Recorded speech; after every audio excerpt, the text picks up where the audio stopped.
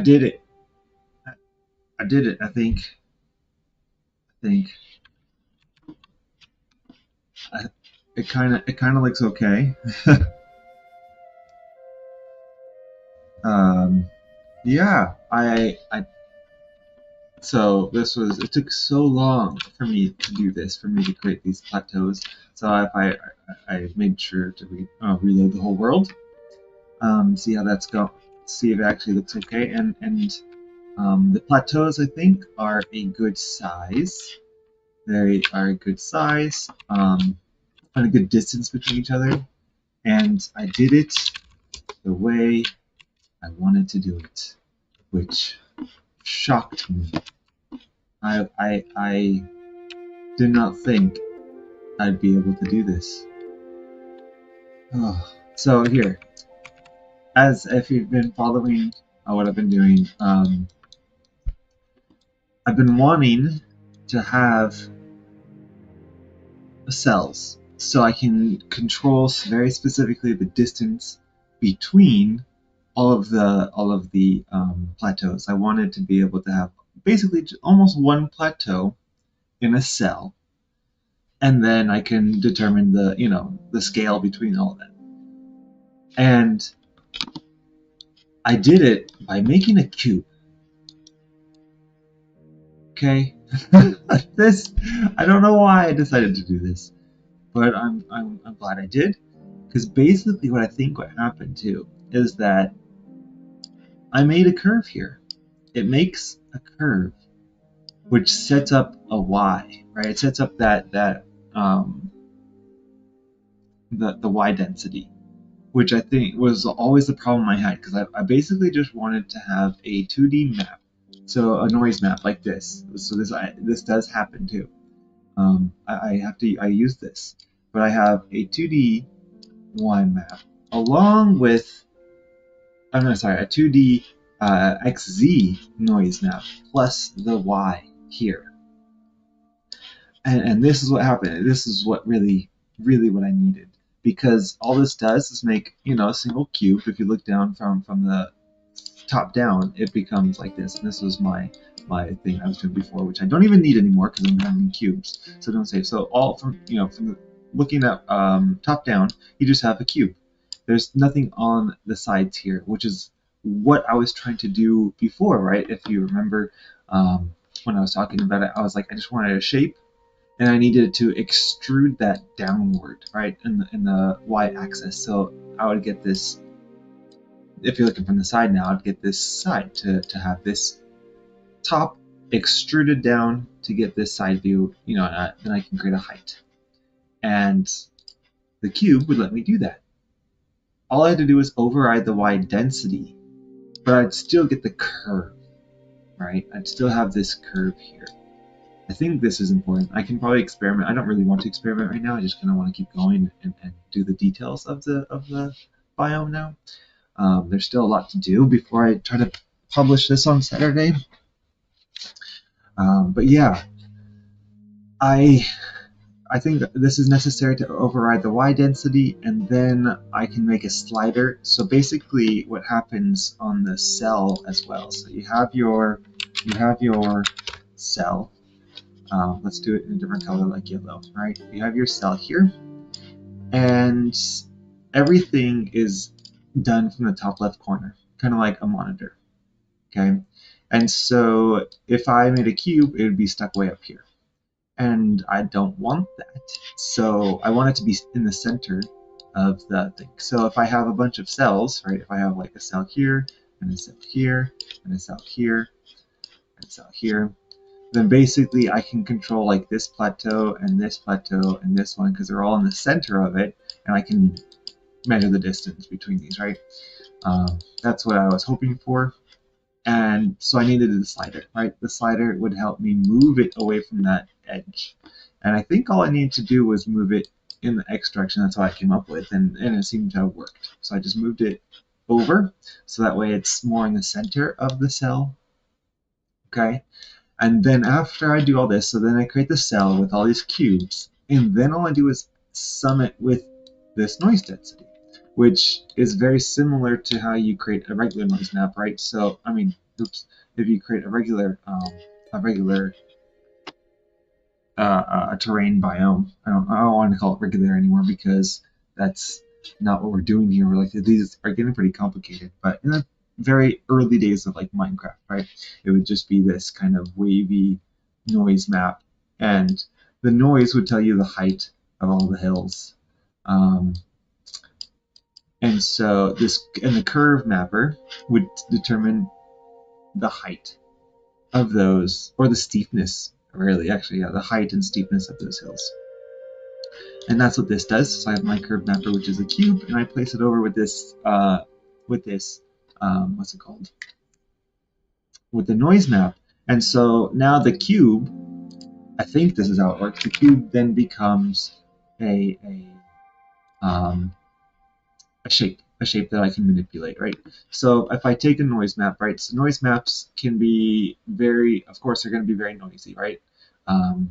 Let's I don't know. Actually, I am recording this um, with this open now, because this is really good, and I think it'd be good for you guys to see it too. So like a density, no, maybe a curve map.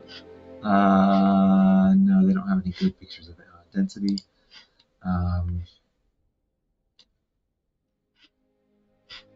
I think they have a picture of a noise map, don't they? I thought there was a picture of a noise map somewhere on this website. Roll gen tutorial, maybe. Yeah. So this is a noise map, right? So basically, imagine the black squares being 1 and the white squares being -1. So this is like your land and this is your air. So the empty space would be white and the land would be black. And so the more close the number is, so if you have a random number generator between -1 and 1, you can have some numbers that are 0, some numbers that are 1, and everywhere in between.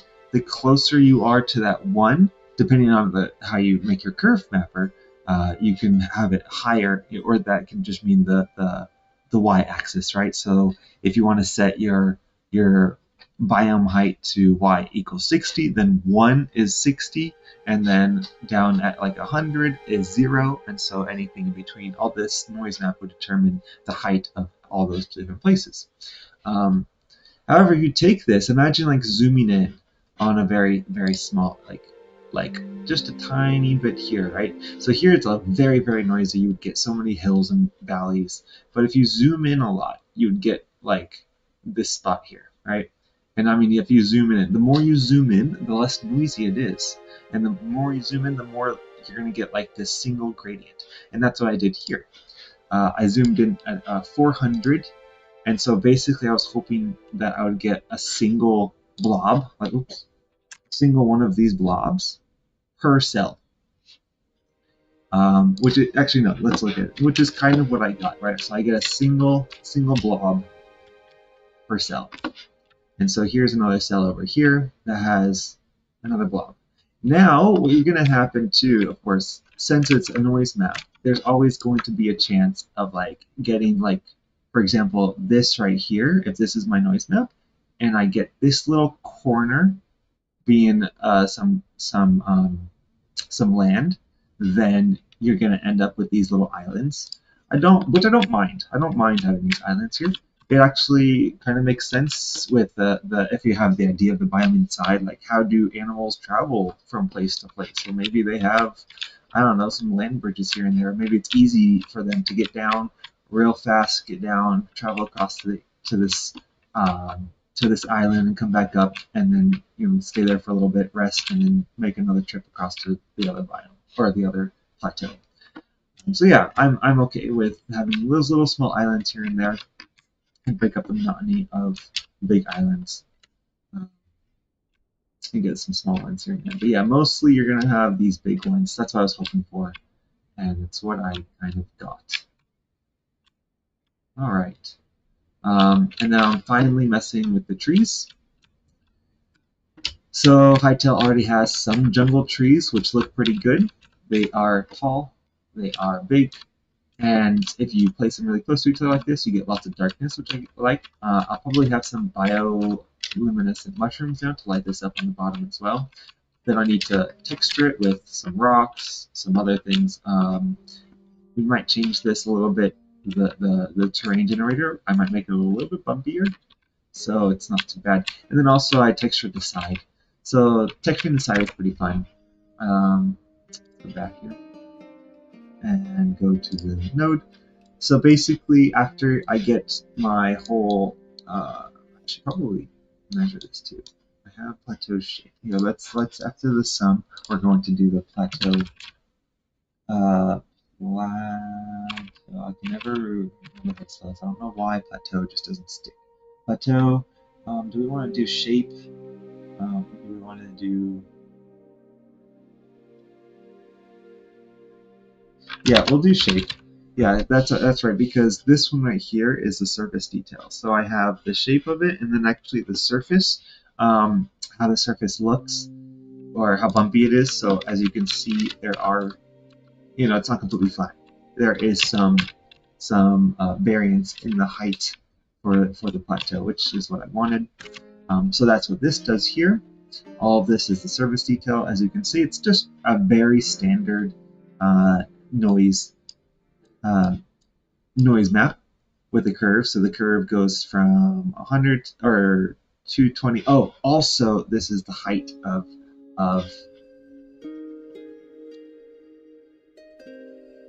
yeah. It also determines the height of the plateau. So this also gives me my shape of the plateau. I can cut it off, make it taller, make it shorter, and then also the top. It allows me to determine the details of the surface. And just the elevation really determines the elevation. And then I mix these two to make it smooth. And then also I do the contours of the sides. So here what I did is that I took a 3D noise density. And so if you haven't seen one of those, basically it does the same thing as the simplex noise, except instead of 2D, instead of just looking at the top, it does it for every box, every XYZ. And so it does the same thing as the noise map, but just makes it a 3D noise map, which is pretty cool. Except, so technically this actually does affect the surface of these, but what I do is I make it I scale it down using a normalizer. I scale it down from -1 to 1 down to 0.005 plus or minus. And so it doesn't affect the top very much, but it does affect the sides because the sides were very flat, right? They were perfectly flat. So any variation now, if you give it just a little bit of variation, it will do things like this. It will make little, it just adds some texture to it, which I like. Plus, I think now what we're going to try today is that using this what is it called? This density map, or density, I can just probably call it density. Right? This density I think use now as a way to draw my materials. That's what I want to draw my materials using that. We'll see if it works. So that way it doesn't have to be stone, or I can change it up, vary it up so it looks a little bit prettier, looks a little bit better. But yeah. Also, we need to work more on the props. So right now the props, I was messing with the jungle trees. So this one I took from, where was it? Where did I take it from? Alright.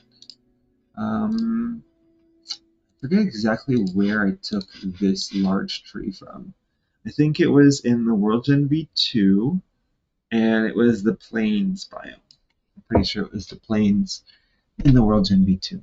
And I just took, there are large trees, but yeah, just the top one right here is what I took, except I changed it so that instead of like beech and oak, I did jungle. So we have jungle islands here, jungle island 1 and jungle island 2. Those two trees right there would give us this type of tree and this type of tree. And then I had to make sure it searched for our soil grass full, because that's what's on top of the plateaus is full grass, and these did not have the full grass. I actually had to add that later. I put this here because I was trying to test it just to see if it would work. And so basically, these search for these type of materials and places on top of them. All right, and then we have the prefabs. It has to be done from 180 to 300, since my plateaus range from there. Actually, none of them go up to 300. I think the top is 240, but we'll see if I change that. I might try to make some plateaus that are really big, like add some variability in here to vary the sizes of the plateaus, make some tall, make some short. Um, that would be cool. Also, I want to add vines to the sides of these today. Hopefully we can all do all of this today, because I have to, I think I have to go. Also, we can probably change the dirt. So right now we see the dirt on the side. I want to maybe make some of it deeper, make the plateaus a little bit different. It does need to be soil though, for it makes sense for it to be soil for trees. Otherwise, trees can't grow on it if it's just stone. So it does look a little weird for it to be soil and then stone right away, especially because in real life plateaus don't tend to have that unless they're like super large. If you think of like the classic Australian plateaus, they're just carved, big things of rock, because it's a single piece of like really hard rock, like granite or something, and all the other dirt gets eroded away. Well, um, this doesn't do that. This would just, I don't know how this happened, but it happened that all the trees are able to live on top of these plateaus. Alright, so let's get to work here. Alright, let's get this going. So I wanted to do these sticks, except these sticks aren't working. I don't know why they're not working. I thought this floor pattern is okay. So basically what's going to happen is that it will make these sticks, right? These wood sticks. Again, I'm just copying this from here. However, the only difference is that here it's looking for a directionality and pattern, and these pattern and directionalities are from Plains 1 Oak Pattern Floor Trees. I don't know where to find these quickly, so I thought I could just copy this directionality as a floor pattern, and they mapped one out here for me really easily. So I was just trying to copy this. Basically, it looks like, oh, this just exports it right there. So this just looks for exactly the same thing. I probably could just do that then. But anyway, so it just needs an empty space and a grass block below it for the origin. And the origin, of course, has to be empty. I guess it doesn't have to be like, you can make it what you want. But in this case, I'm going to have sticks on top of the floor, on top of the ground. So it places it in an empty block, and it makes sure that below it is a grass block. Okay, so this to me should work.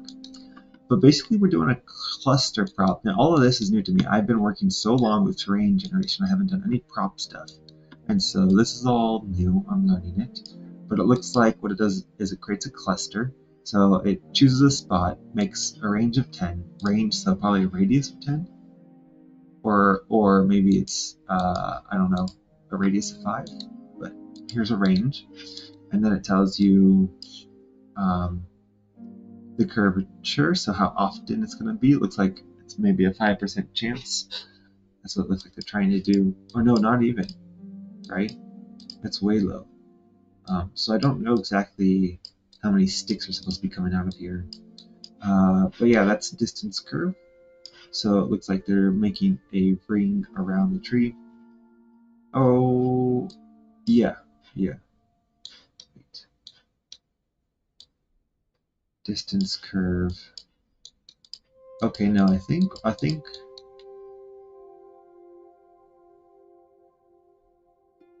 no, I don't think this tells you how much there is a percentage. This is just saying from 0 to 9, right? Because it also includes 0. 0 is up here, it's implied. From 0 to 9, from a distance to 0 to 9, it's going from 1 to 0, 0, 0.5. So that is a linear, mostly down to 0. I wonder why they did this and not just go like 0 as 1 and 10 as 0. Like, why do they make 9 here with this? Well, not sure. But then they have weighted props, so how many props are you using? They're only using 1, that's why it's a weight of 1. You're just making some sticks. You're determining the size, placement and size of the sticks. Not size, where the sticks are and the placement of them. And then you're going to make a bunch, right? I thought like you're doing a cluster, so it should make several. But here's the pattern, and this is probably what's messing me up, this pattern. Because the pattern over here just says imported pattern of this overflow pattern. And I don't know where that is. And it probably looks different than this, because I'm not getting any sticks. So we could try to go look for that.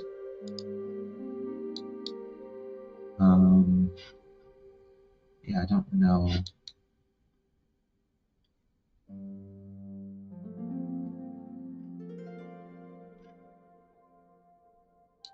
I wonder why y is 0 here. I bet that probably doesn't matter too much.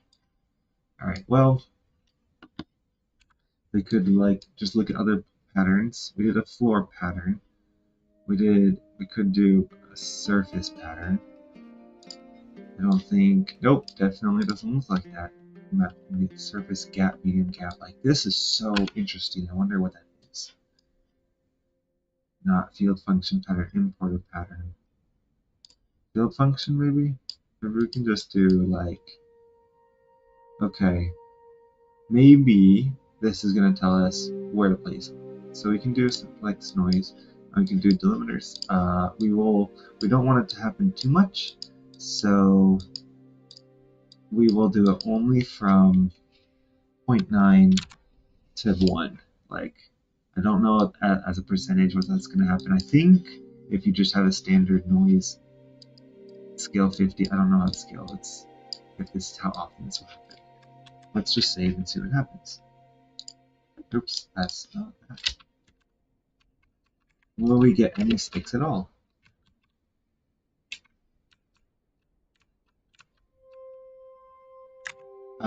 I did make my viewport, I think. I did just save this, right?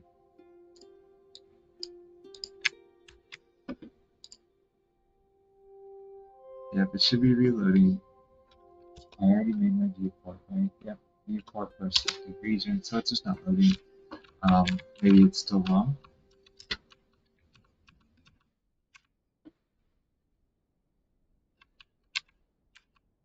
Alright.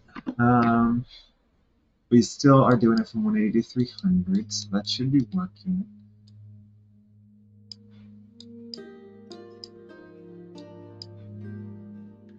Maybe this is too high. Let's go 0.6 then?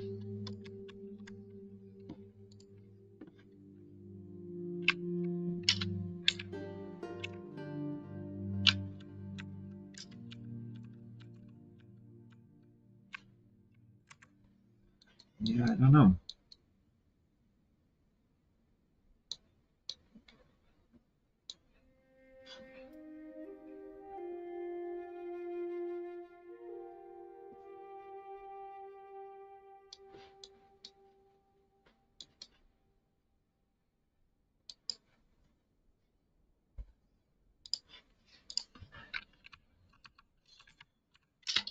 There are no sticks. Maybe what I can do now instead is just make some mushrooms. Should I place them randomly or should I do it with these trees, right? So it look, you can have a lot of these props at runtime. I've seen, a lot of them I've seen just have like a crazy ridiculous amount. So let's actually delete. No, now I want to keep this as just as a reference. Keep that over there. Then we'll make a new group here. Add group. We're going to call this fungal trees, and we're going to make this much bigger to include all this. Even though the sticks don't work, we're going to include it. So what would be really nice is if they can minimize these. Like if I can just double click this and this whole area collapses so I can save space. Like that would be very helpful. So there we go. There's jungle trees. We'll stick that up there.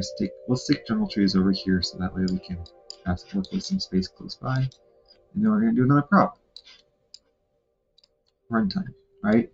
Positions. I want to have a field function. Right. Maybe not. Actually, I don't know.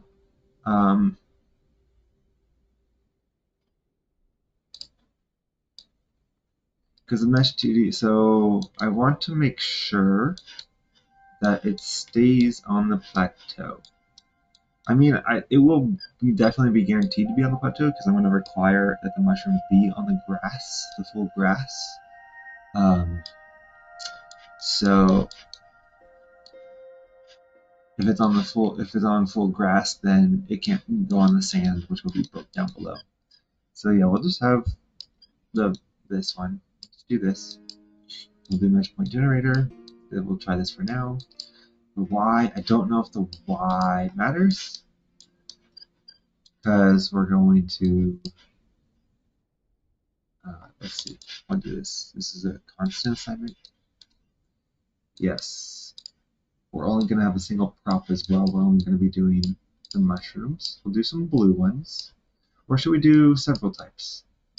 Green, blue. Yeah, let's do several props. So we'll do a union prop because we're going to, or actually we don't need to do a union prop. We can just do this prefab prop and weight different mushrooms. So we'll do a prefab prop. Okay. And now we're going to do weighted pads. So let's do like 3 different kind of mushrooms. I know there's blue, yellow, and I think there's yellow. We're about to find out. Alright, we'll just weight them equally. 1, 1, 1 just means that equal weight. Now we have to go find them. And this is really what's going to take the most time out of creating these accessories, or different beautifications of these biomes, is going through and adding all these prefabs. Alright, so I don't think we're in trees anymore. Let's do plants. Plants. I don't see mushroom. Oh yeah, here's mushrooms large. I don't want mushrooms large. I don't know if I want. I wonder which one of these. And this is another way to look it up too, because you can open the prefab. So I have prefabs here. It says "Eid, open the prefab list." I can just look through here real fast. Testing, test trees, unique. Example, mineshaft, dungeons, caves, plants, bush, driftwood, mushrooms. We can try, again, we'll try the mushroom rings. So you can just do that, and then you can immediately look at it, right? Also, we can just type mushroom. Mushroom 7. Okay, so that's not it. Mushroom logs, oak 7. Aspen, mushroom wall. Jungle mushroom. Oh, okay. So that's like a really, really tall mushroom. Okay, don't want that. I just want the bioluminescent ones. Tall, mushroom forest, mushroom rock, mushroom tall, mushroom wall, jungle mushroom, mushroom cap, white, red, brown, white. Okay, so that's not it either. I wonder if they have to glow. You know what? I bet we can find it very easily here.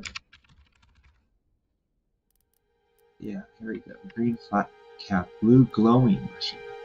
So yeah, it is glowing. Okay. So we can have these.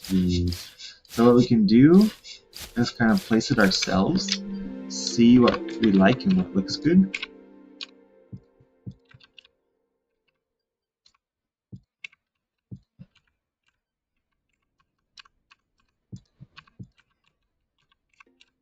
Yeah, I think I like the green and blue a lot in these areas.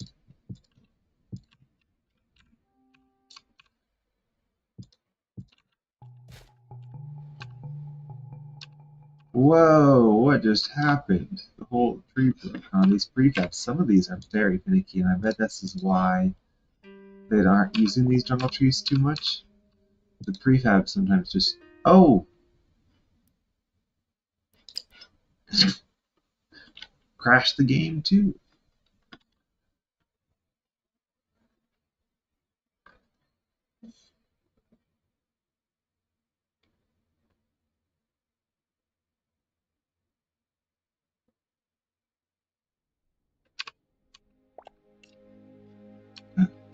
Wait. Oh, it crashed the game because all of them broke? What happened to these trees? These trees just got decimated across the entire area. I have a feeling I know what happened. I think. Anytime, I bet any of these blocks. So, I want to know, I'm really curious to if this is true or not. This is just my guess of what just happened. When you place a tree, right, you're going to have branches. And you place another tree over here, and this branch crosses over it. You're going to have blocks that cross over each other. Does Hytale know how to deal with that situation, or did it place two blocks in the same block, which obviously shouldn't happen, shouldn't work, and so any disturbance would cause it to break. And then how Hytale does trees is that these are all connected to these points, and so if these break, then all of these break, and you just get a cascading effect across everywhere anytime trees overlap. Kind of seems to be what happened, especially because it's so much brighter. Like it was really dark under here because there's a thick canopy, which I liked. I really like that thick canopy. So yeah, I don't know. Like this little tree just got demolished. It's just gone. Right, so blue-green. Let's keep with the blue-green. These are fine too. I really would need to learn how to do clusters. We're about to find out. Why don't I look it up? Since I have this open now. So we can do props. Let's look at props now. We're gonna do cluster. Oh, they call it. Cluster. Okay. What is a cluster of column type props relative to its origin? The distance curve determines the density, depending on the distance from the cluster's origin. Okay. 0.7 or 7 to 20. So wait. Top density is 0 to 1, right? So that's the distance versus the distance, and it goes really high close and then farther out. Okay, that's fine. Parameters. So what is the pattern? Optional pattern asset slot. Use optional. Use to position the cluster's origin. I see. The cluster's origin. Optional scanner asset slot to use to position the cluster's origin. It would be nice to center it around the trees, which is probably how all of these work. Right?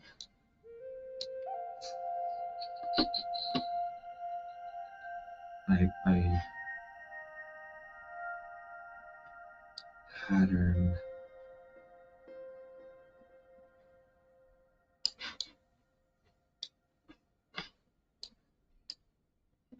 Do I really want to go look for that right now? I want to spend time doing that? Maybe. Alright. For now, though, we're just going to do this. Directionality. Seems important in random directionality. It looks like what's happening most of the time. Why is it random directionality? Static directionality. This is static.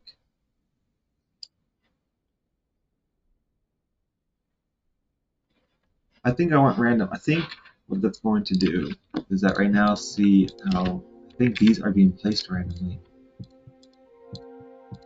This is being rotated, right? I can have. Oh, I can't rotate them. It's just gonna automatically rotate. Is it determined on the block too? So yeah. So it doesn't place it down randomly. Every time I place it, it's dependent on block location.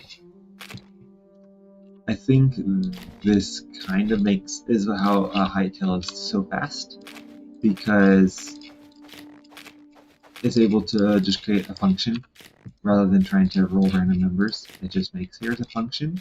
You can put, like, where's the mushroom placement? This XYZ coordinate. I can give you the exact, rotation, everything, anything you need. I can tell you exactly what it is based on that XYZ.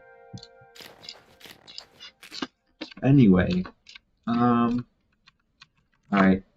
so here's the mushrooms. We have glowing mushrooms. Now I need to find out where they are. Let's go here. We'll go glowing. It didn't give me glowing?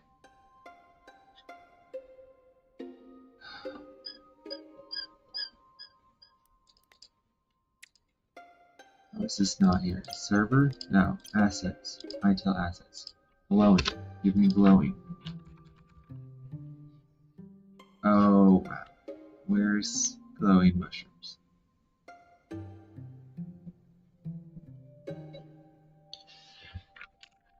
Or rather, it's not a prop, but a material?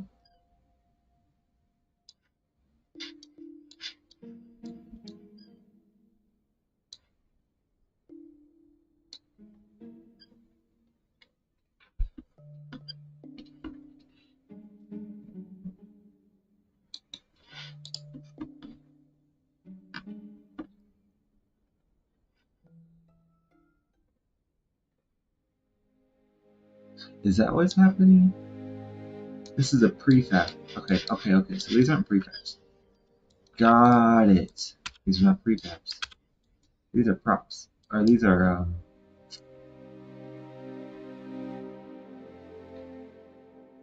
we'll say cluster prop, right?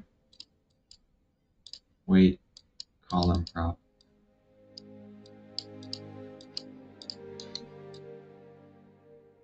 Column blocks.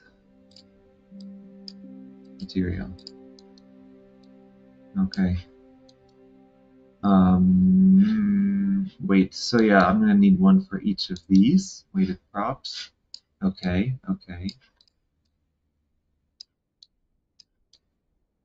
Each one of these is needed for each mushroom plate.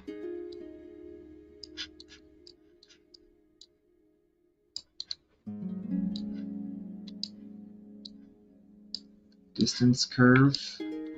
I kind of want them to stay close to each other. In fact, what would be nice though if they cluster in groups of color. Because right now I think what's going to happen is that it's going to get to here, it's going to place a cluster, and it's going to, of course, randomly determine one from each of these. Yeah. How can I put this into words? I need good words, guys.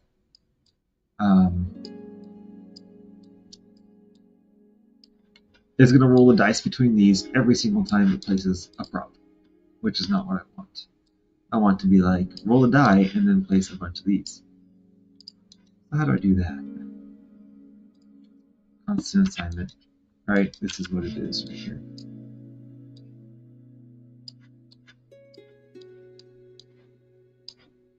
This is going to be a lot, I think, just for mushrooms, and this is why they probably have these in a bunch of different assignments.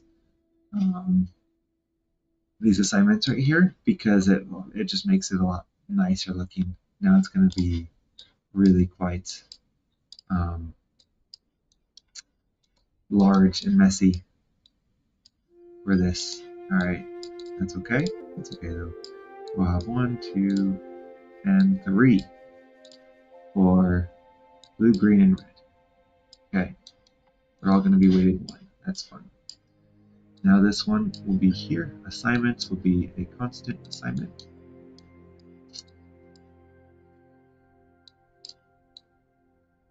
And there we go to this cluster. But we don't need 3 for these anymore. It's only going to be 1. Manual curve, again, we'll just do and being 1, or no, 0 and 1, because this is a distance curve, I'm pretty sure. And then we'll go out to 10 and make it 0. Okay, so it should cluster pretty close to each other. In fact, I want to make it even closer, probably. So we'll make another curve point here, and we'll do it at like 5 will be 0.5. Then we'll actually lower this a lot to like 7. So we won't get too many far away. Oh, but this is not too.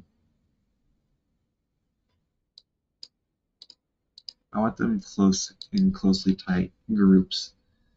So actually, let's do like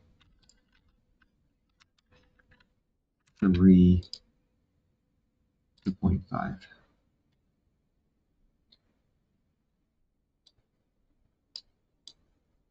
Yeah, I think this would be okay.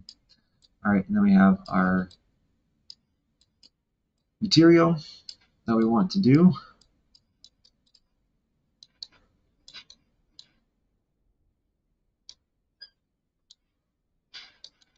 Just to double check, I gotta make sure this is the right column prop.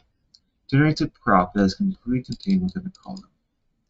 Column blocks list of block types and y coordinates. So y coordinates are relative to the prop's origin, contains block type and y, the integer coordinate relative to the prop's origin. But position providers, material providers, like this says a column block. I don't think a column block is anywhere, is it? It is a material provider. Column block. Doesn't say column block, huh? Yeah. Oops, not this one. Column blocks.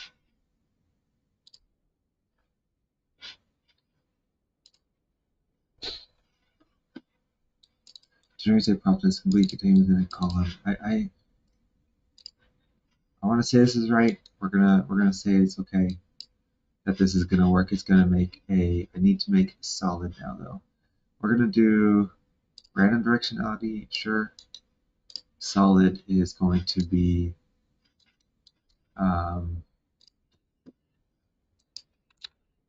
so that's why, yes, it's not a prefab, of course. It's just this. So it's okay.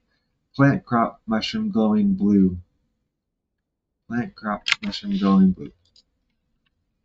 Plant crop mushroom glowing blue. Oops. Blue. Is that right? Yep, looks right. Alright, now we're going to do a random directionality pattern. I mean, does it matter? Is there a constant pattern? I don't really care about the pattern. Not surface pattern. We need a floor pattern.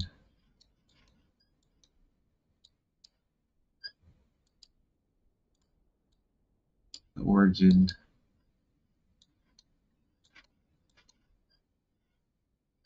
Block set pattern.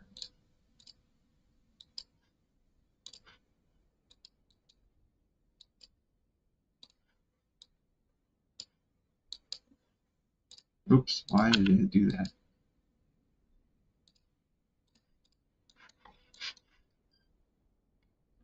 Block mask. Okay.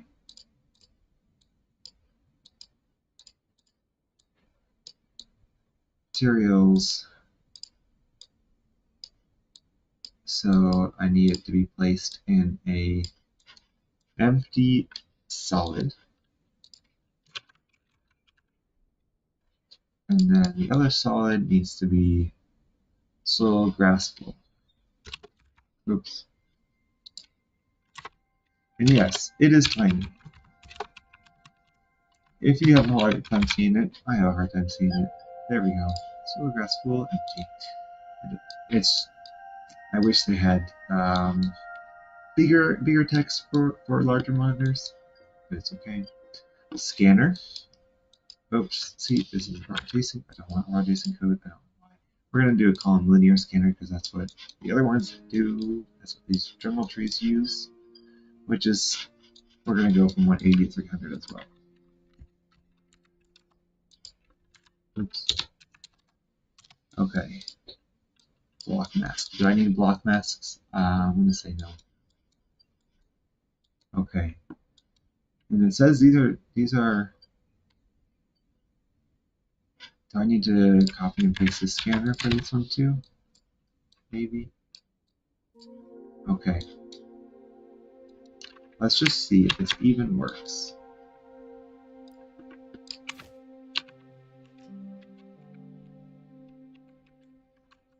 But what happened there? Wait.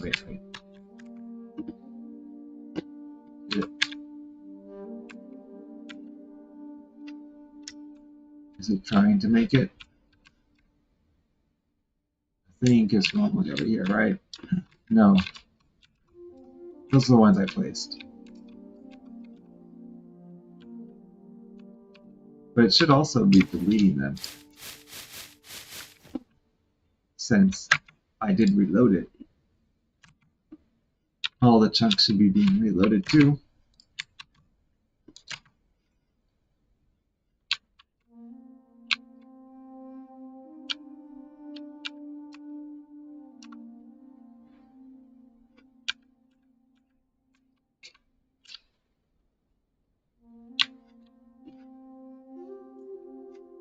Chunks aren't being reloaded though.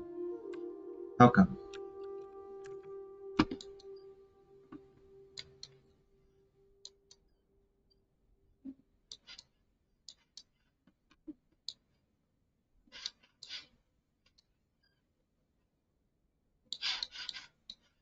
Is it because these are all not hooked up yet? Yeah, I can just do that real fast then.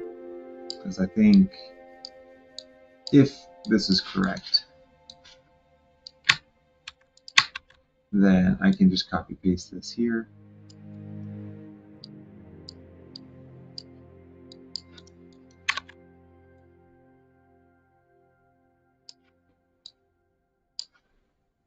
Attach these assignments. Find out this is green and red, right? So we can just do green.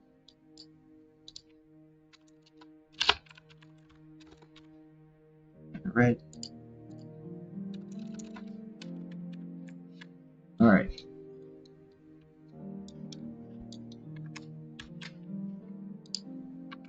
Now break.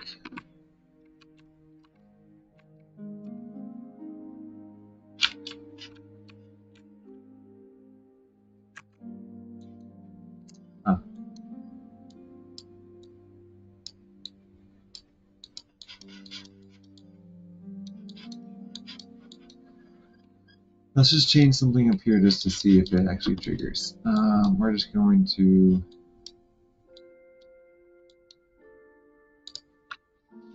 make this 25.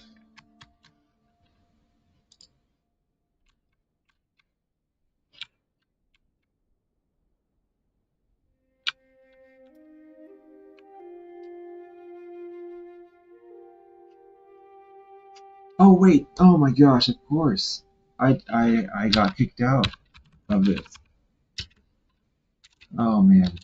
Oops. Spawn. I have to remake my viewport. Viewport. Yeah, that's right. Radius. All right. That was so. It wasn't working because I had. Yeah, and there we go. And then all of it's back except I'm not getting mushrooms.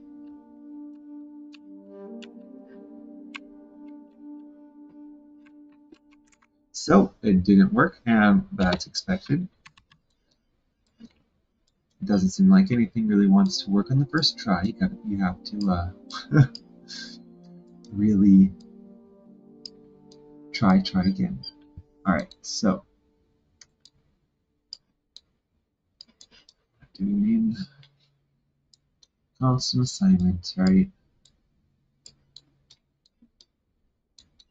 Weight assignments. And we're doing a weight of A. I'm sorry, a seed of A with a weight of 1. Everything has a weight of 1. The assignments here are cluster props, but I don't know how cluster props even work, and so that's why it might be breaking. We're gonna figure it out though. Material. I want glowing blue mushrooms. Okay. I want glowing blue mushrooms.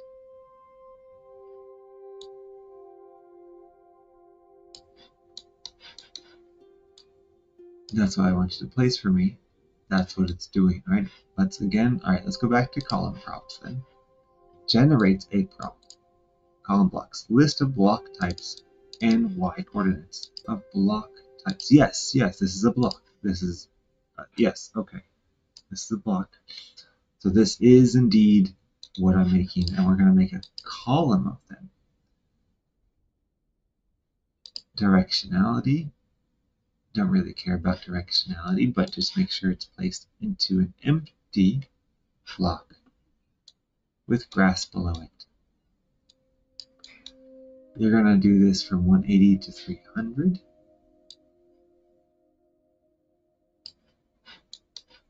At y equals 0. Of course, we're going to be doing this curve through there.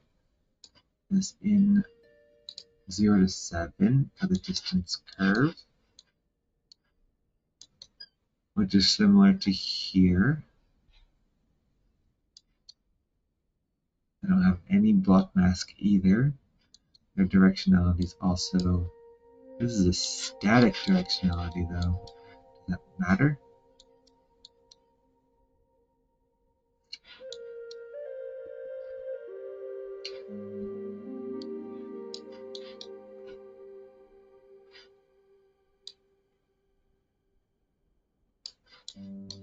And then we're going to scan this from 300 to 180. We're scanning it twice, right? Once for the column linear scanner, or once for this column prop, once for the cluster. Do we need a cluster prop?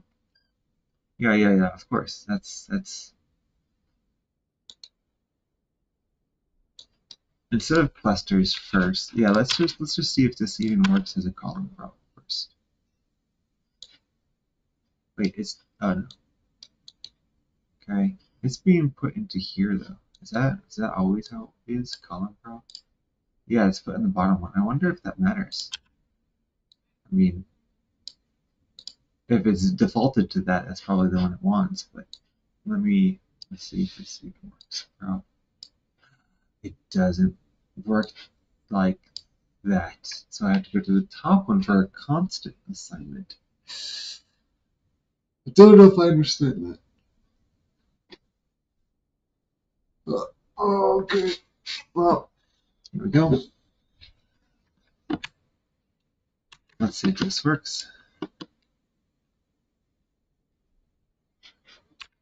Blue mushroom.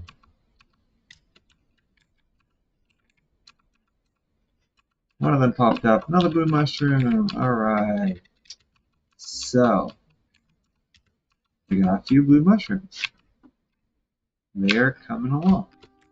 We can also decrease this by like 20 and 20 to quadruple the number of mushrooms we have. So we should see 4 times the number of mushrooms. There's one now. There's a bunch now. Yeah, you can see a bunch more.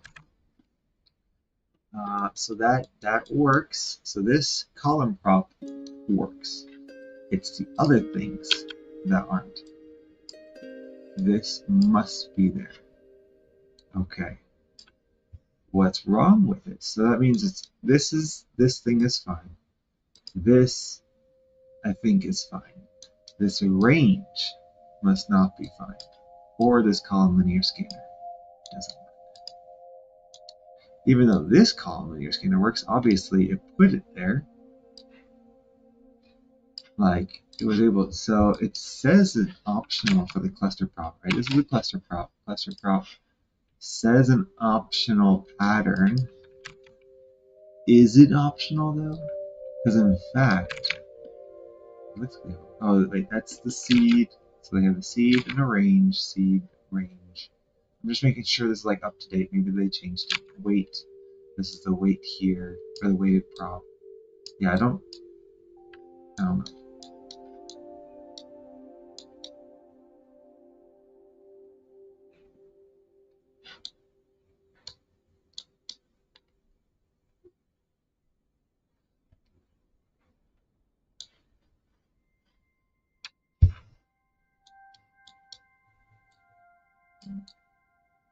How does it know to like put more than one?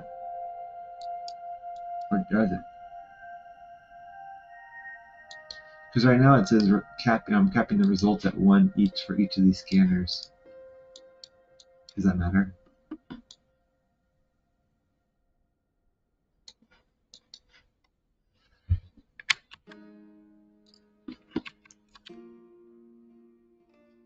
And obviously it doesn't like it. So when I do that, they all disappear. Something in here is breaking.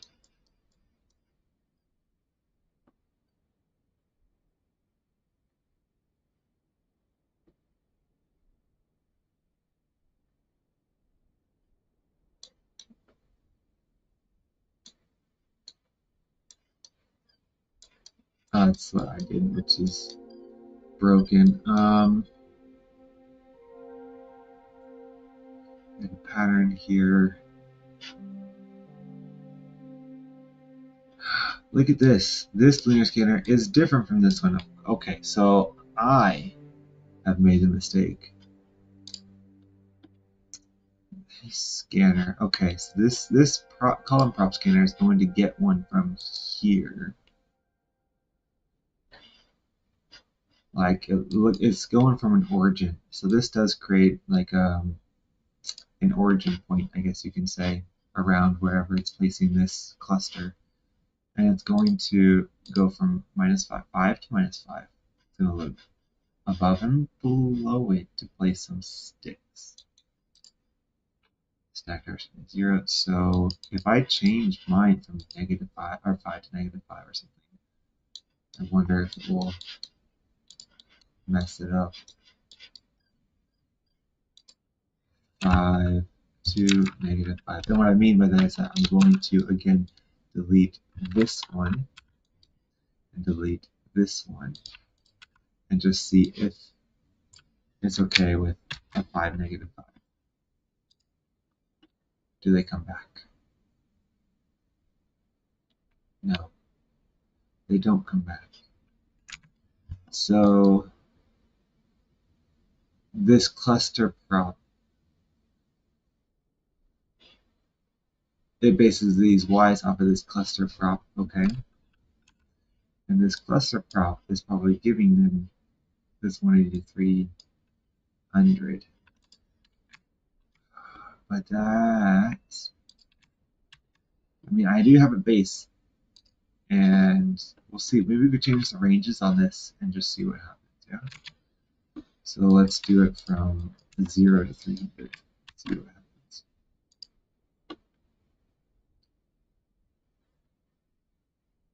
Don't see any mushrooms.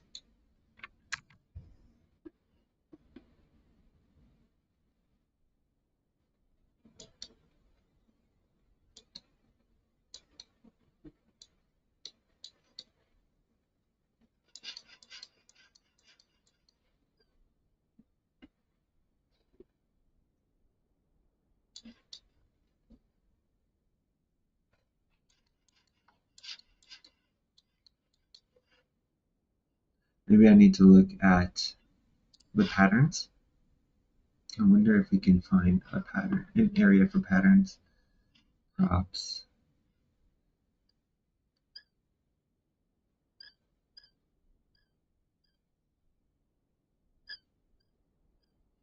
I don't see anything for. Here's assignments. Maybe assignments will have stuff. No?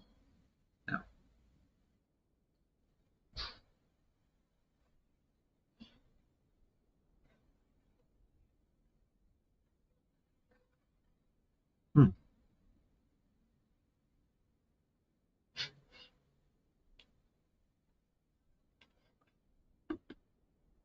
That was my phone, sorry.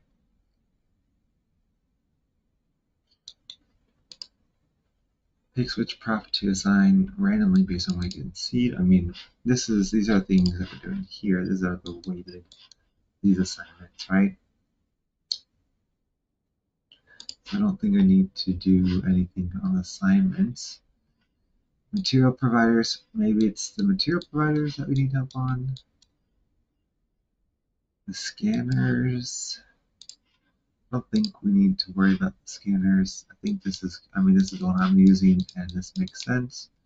You can also make the min-max by scan range local to the scan origin y instead of the world's y0.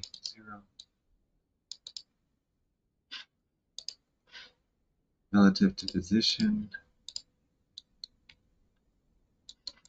Was that checked off here? Yeah, that was checked off there.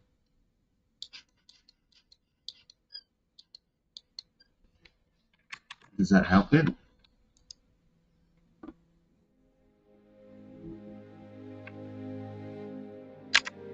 No.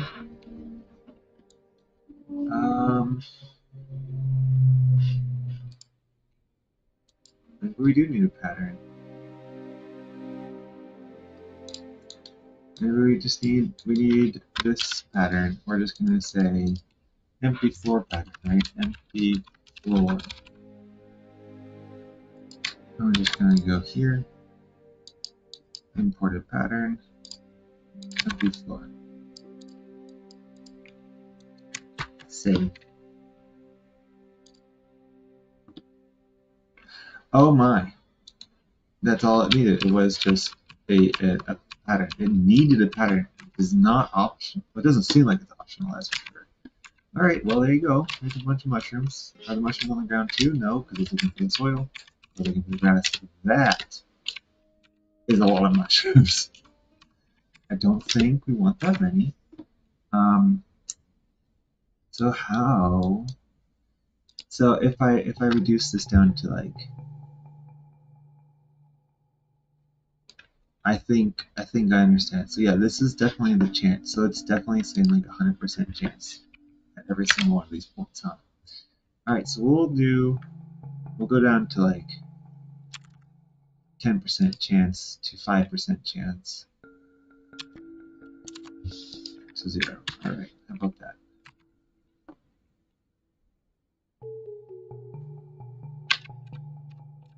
That's reasonable. That's a good amount. Oh, that's good. This is good. Yeah, I'm okay with this. Maybe even closer up though. So like 2 and 5. 7 might be too far away. Let's see how that respawns this group right here. These are a little bit too scattered for my taste. Okay, just gets rid of them. And that's, you know what, that's okay. That's okay. Because these aren't the only ones we're gonna do. Right, we're going to, oh no, we are going to completely switch them up because instead of adding more, we're actually going to just replace some of them. Yeah, we're just going to be replacing some. Actually, or unless it's a broken, these could just be broken. So if I add them now here like this, so everything was there, everything's fine with this. Okay, all of this is okay. Let's make this go to -5 and 5 because I think that'll just make it more efficient. We can do 180 to 300 again. Everything else is the same except these numbers need to be 0.1, 3 goes to 0.5, and then, oh no, 0.05, 0.05, and then 5 goes to 0. So everything is exactly the same except for those. Oh, yeah, we could also just delete this and go empty floor, imported, empty floor. Alright, so is it going to just now that I added a correctly assigned one, right? Before it wasn't even working. So was it not placing them when it should have been because of the error? Or was it not working at all and just defaulted to the blue one all the time? In other words, am I going to get an additional amount of mushrooms, or am I going to, are the blues going to get replaced? That's fine.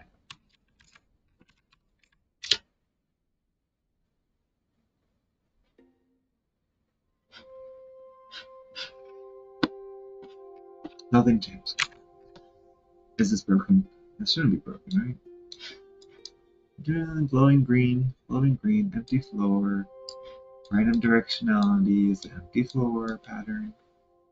This is also an empty floor pattern, do a 180 to 300, base minus 5, negative 5,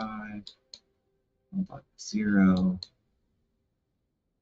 0.1, 0.05, 0, weight is 1. Oh, we got some greens. Okay. So it just wasn't appearing around. However, it does look like there's more.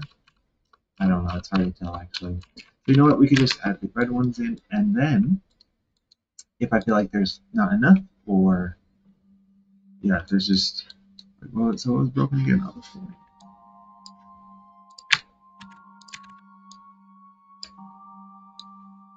if I feel like I need more, I can just add them.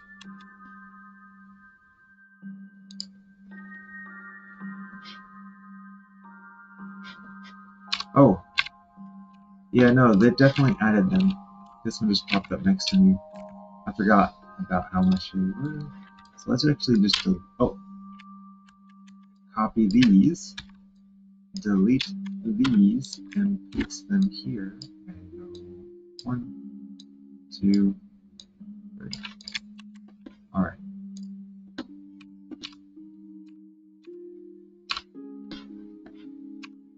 And we got a bunch of mushrooms. Okay. We definitely need some rocks now because the flooring, or what I can do is just increase the, I don't know, roughness of the floor. So that's easy to do since I already have surface detail here, right? I can now alter it quite easily. We could just increase the noise. So by scaling this back down to 200, I will make this bumpier.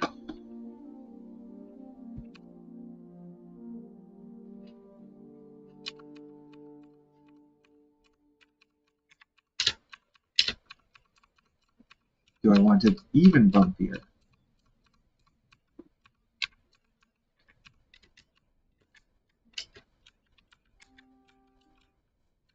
What this also does, what I like too, I was thinking about this earlier too.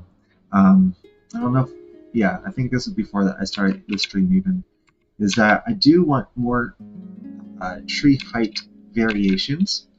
And so I could go into the prefabs and like just alter their heights so that way you have taller trees and more, just the canopy looks more interesting like this, right?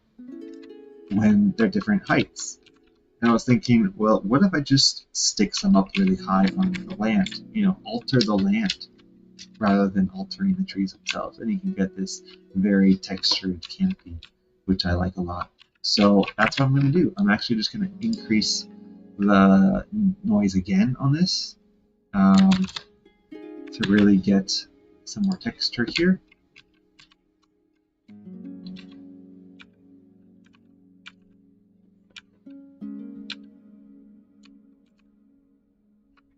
Nice, nice. All right, then we go down, and now we have a bit more stuff happening on the ground. Okay, so the mushrooms, I think I want more mushrooms. So I want more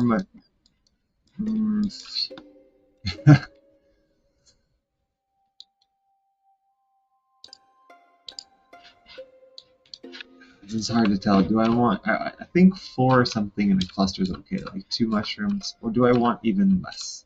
Do I want fewer mushrooms and just more spread out because I do want, I think, them scattered more. It's hard to say though. You know, it would be nice if I can get them next to the trees. I don't know how to do that quite yet. Um, Maybe if I could just look at the patterns again. Lower offset block set pattern, block type pattern maybe, right? So if block type, also can I have a union one? Yeah, and alright, so I could have like, if it's an empty floor, right, because we're doing a column now. This is a column prop. Is it? No, it's not a column prop. Yeah, okay. This is specifically giving the origin, right? It says something about that here. Props.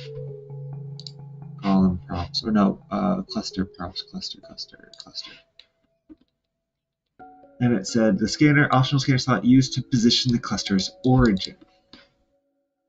Right? And so, instead of just looking for an empty floor, can I look for the trees? I imagine I could. And that would help me. And then I can also adjust this. Okay, yeah, let's do that. So I need to first figure out what the wood this is. This jungle wood. So let's actually break it. Or what can I look for jungle trees? Is it gonna give me this? Jungle wood?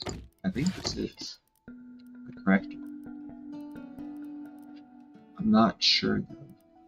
Also, we need shrubs. That's what it is that we need down here. Jungle ferns. There we go. Jungle bushes and jungle ferns. This will help a lot too in creating a better look. Yes. Okay. Alright. So, you know what? Before I do anything with these, also I wonder if I can put them on the trees. I bet I can.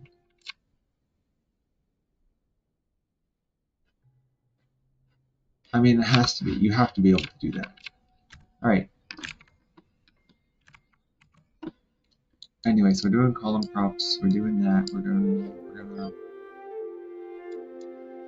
say goodbye to this for now. There's jungle trees. We finally added jungle trees. We're going to do add group, and we're going to do mushroom, what? Mushroom groups. There's another word I want to look for that my brain isn't coming up with, because I'm bad with words. There's the mushrooms. What?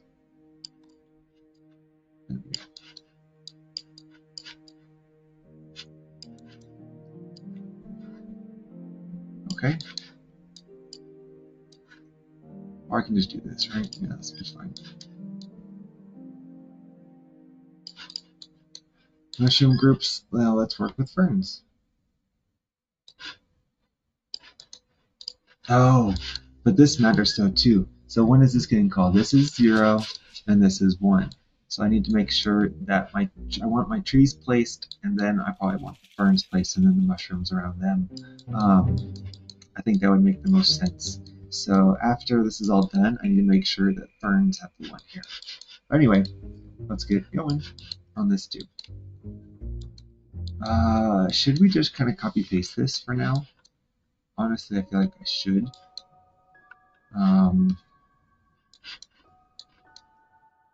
Yeah, I want to just copy paste this. It will save me some time.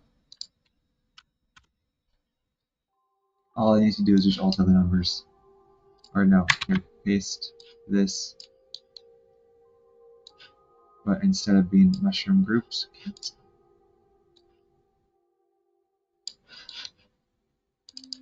It's gonna be ferns. Okay. And then we get our jungle ferns going. Where are the cab? Jungle fern. There. Tropical leaves. Jungle vines. I need those. How about fern? Ooh, we have more. Jungle fern. And forest fern. Okay. I think I want the fern. Yeah, I want this one too. Yeah, absolutely. I'll have some of these. Okay. Ferns. So, again, everything's exactly the same. Now we have to just change these. So these are called plant, fern, jungle. So instead of the mushrooms, we have plant, fern, jungle. Okay. And basically everything's going to be exactly the same. We're going to alter these numbers a bit. But this will very easily and simply change these. Although the seed now, so now we have seeds for these. So we can call these mushrooms. Seed is mushroom, mushroom place, or mushroom. I guess just no. I want specifics. Mushroom locations. There you go. Mushroom locations for those, and then these are going to be fern locations.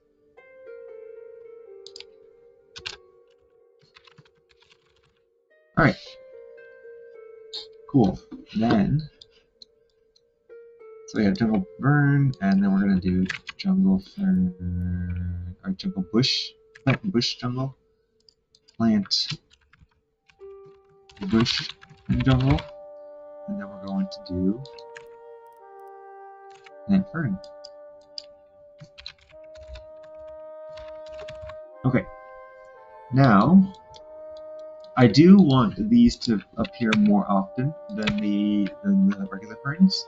Maybe even so. This is what 20% of the time. Maybe even more than or less than that. 20% of the time. This is 1/7, which is 14%. 1/9, 11%. Yeah, now it's like less than 10%. That seems fine. Less than 10%. We'll make these a little bit bigger now. We'll go out to 10. We'll raise this also to 20. And this one will go out to 7. Okay, and then we'll have the same numbers for all of them actually. This is not a thing. I don't know how to group things. If I'm zoomed in like this, how do I could just do that, but I feel like I should be able to.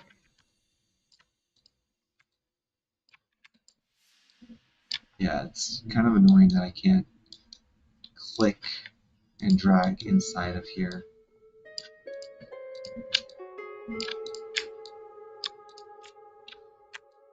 Yep, no matter what I do. So we'll just do control click on all these, copy, and then we'll delete, paste.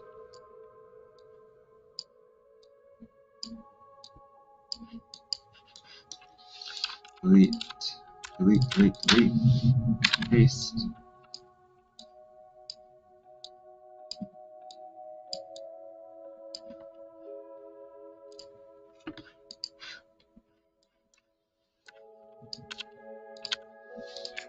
Copy, paste.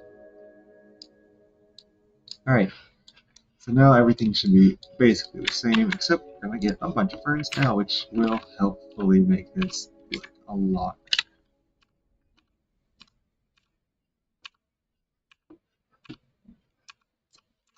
not as much as I was expecting. Okay, well guess what?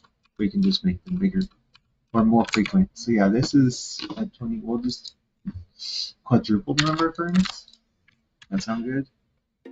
Quadruple the number of ferns.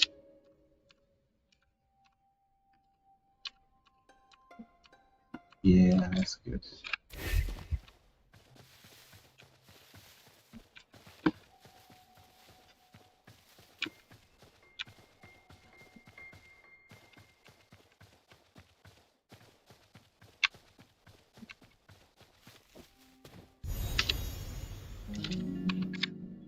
I don't even know if you need the glowing mushrooms. I would like the glowing mushrooms to stay, because I would like to light up these trees, some of the trees that are very dark.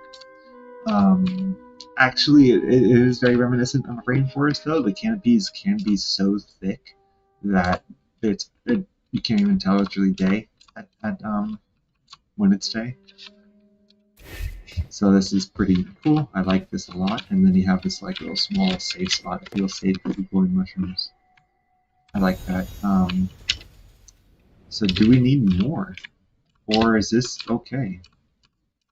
More mushrooms? I could increase the number of mushrooms a bit.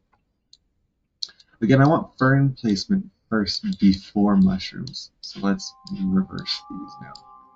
So fern placement is now at 0. No, I want the trees definitely to happen first.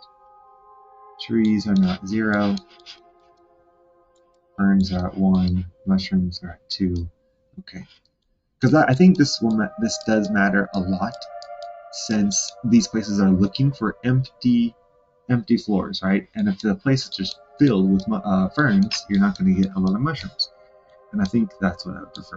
I would prefer the ferns over the mushrooms. We can still up this again to see if we can get more.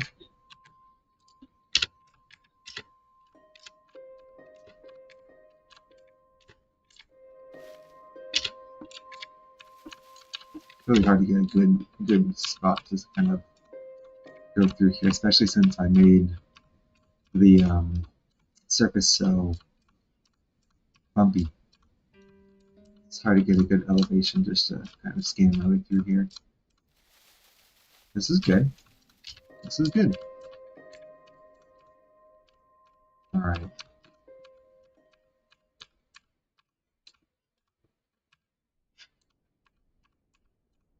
Now,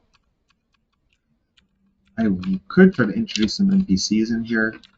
I probably should try to do that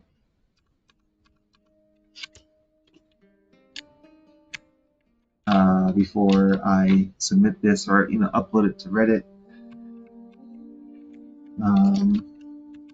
But yeah, all right. Let's also do something that will make this look drastically different from the outside, which is change this to sand finally.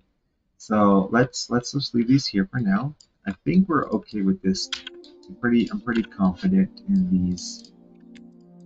Let's move these far away and down maybe. And then we can work back with our materials. So this is, what is this doing? This is creating the stone. This is just making everything else empty for the solids, or for the negative spaces. Um, sure.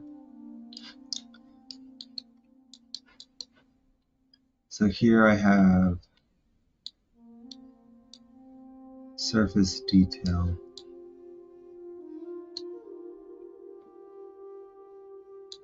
I don't know if this even matters. I'm not sure. And we're also, again, going to change this. We're going to make this 4. We're going to make this 2 and 2. And then we're going to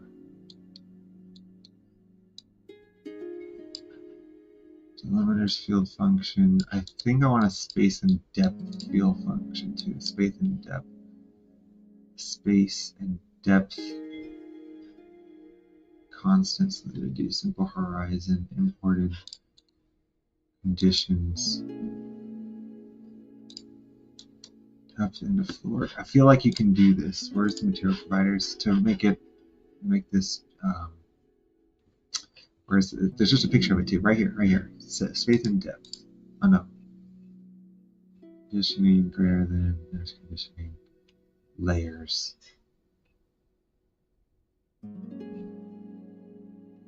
A weighted thickness? Noise thickness? Where are these?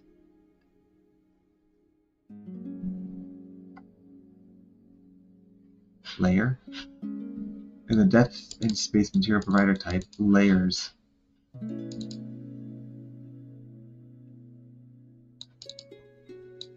Layer 1. Oh, okay. Okay. So it looks like they're right here. This, I can actually just create a range, a noise thickness, huh?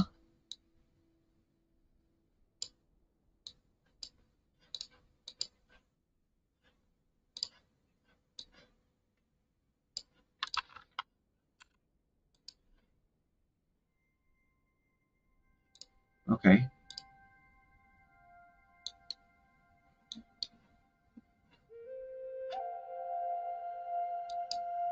Let's try this.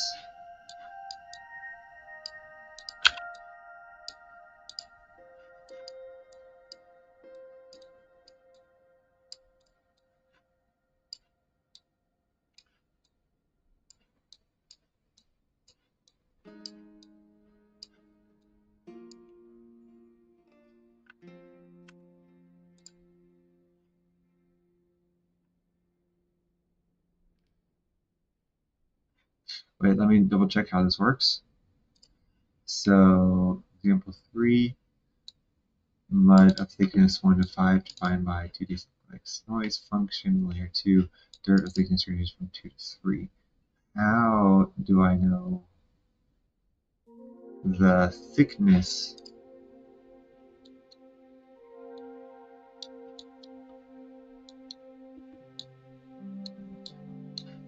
of this? But you know what? We're just going to try it.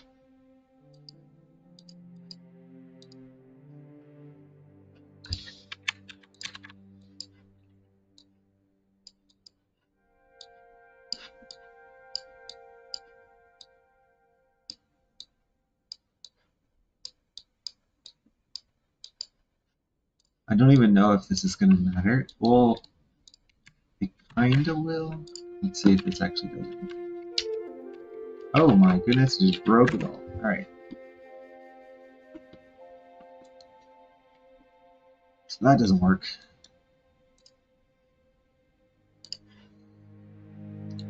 Okay, layer. In depth and space, material provider type. Depth and space, material provider type. That's what this is. Layers have a thickness and material provider. Below are some examples. Yes. Okay. This example shows how this can work not only on floors but also ceilings, which changes the depth into ceilings. Yeah, okay. That's fine. And there are end of examples. Range thickness. Why?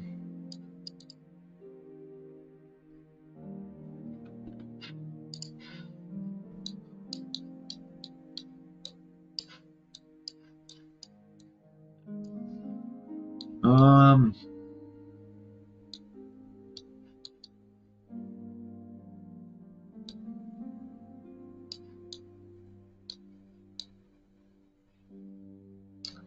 so like,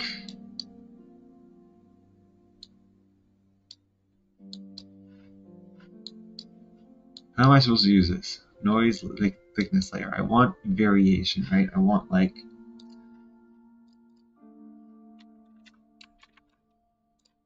I want there to be, there's a surface, there like a little bit deepness in the grass, and then some soil underneath it that also varies. You know, we don't know exactly how it varies, but I want these two to be different. I use the same function or the same simplex, but it doesn't matter for now. I'm just trying to see how it works. But I want two different things to adjust the height differences. Now,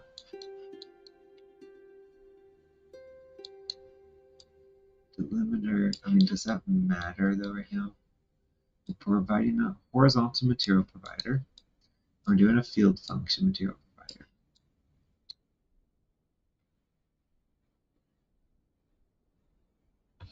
I don't think this matters too. Yeah, it's weird that it does. Okay. It's already closing the range from there to there, so that shouldn't touch the floor of the world, the desert floor. Depth in the floor, layers. We have this layer, noise thickness layer, right? This only accepts a single material, looks like. I mean, yeah, it only accepts a single material, and it wants the density.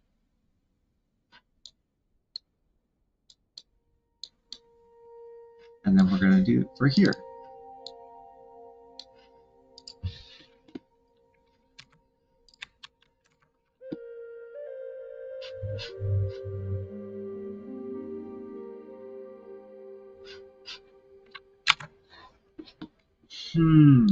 Noise thickness layer.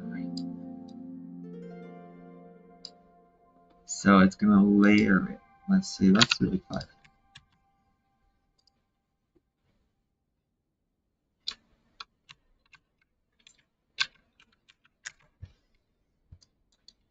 Alright, what's wrong with this?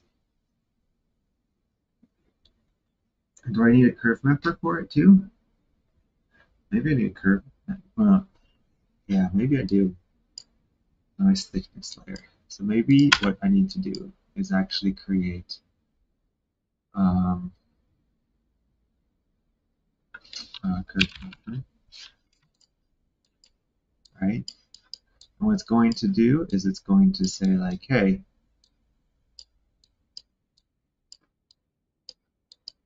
from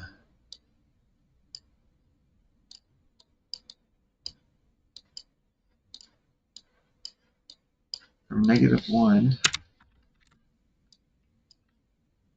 I just want like 0. I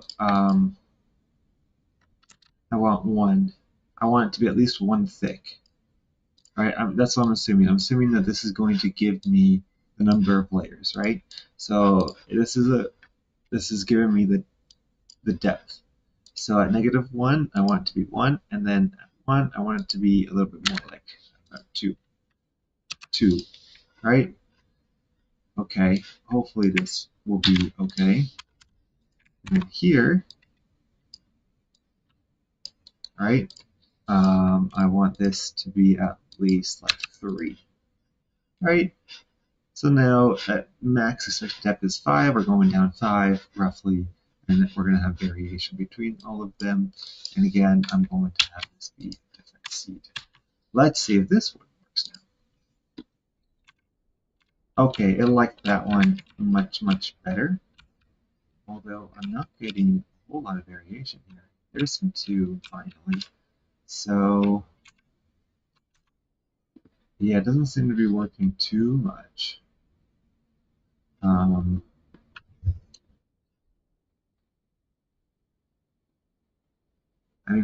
figured 50% of the time. Oh no, no, no, no. 0.5 needs to be 2. That's what it is. Because it's probably rounding down. Does that make? Is it going to do it now? To give me a little bit more? Yeah, it gives a little bit more now. A little more thickness.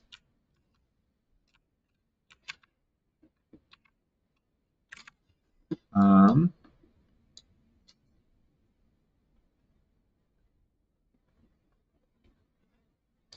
Oh wait, it should be 0. This is 50%, of course. That's 50%.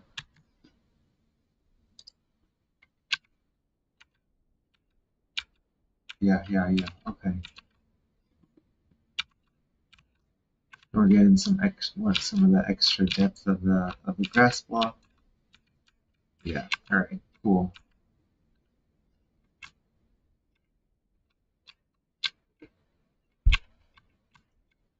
All right. This looks a bit silly, but I think that's always going to happen in World Gen. You're never going to be able to get it exactly how you want it to look. Um, like all these blocks, I would like to change as well, but it's okay. Um, all right, so there we go.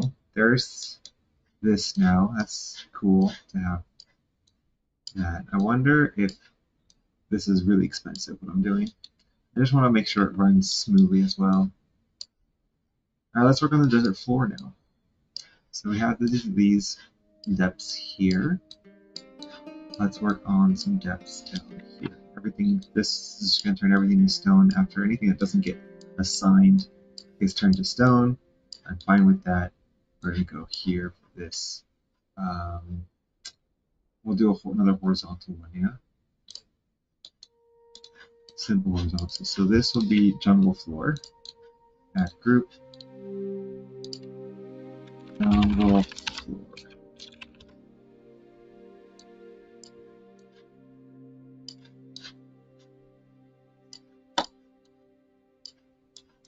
Okay.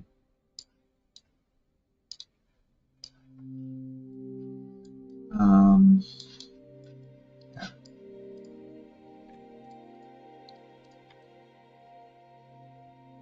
Oops. Okay. Just bring those down. Get their lines out of the way. Alright, jungle floor can be over here.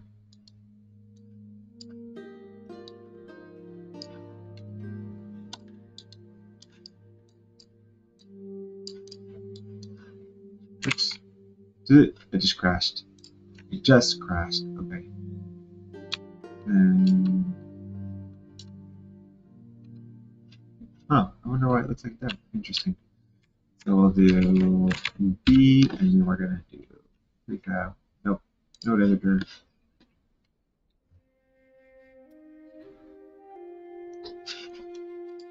Open up this one.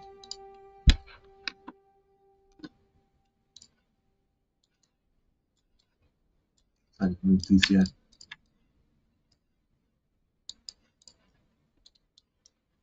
And this is going to be up closer here.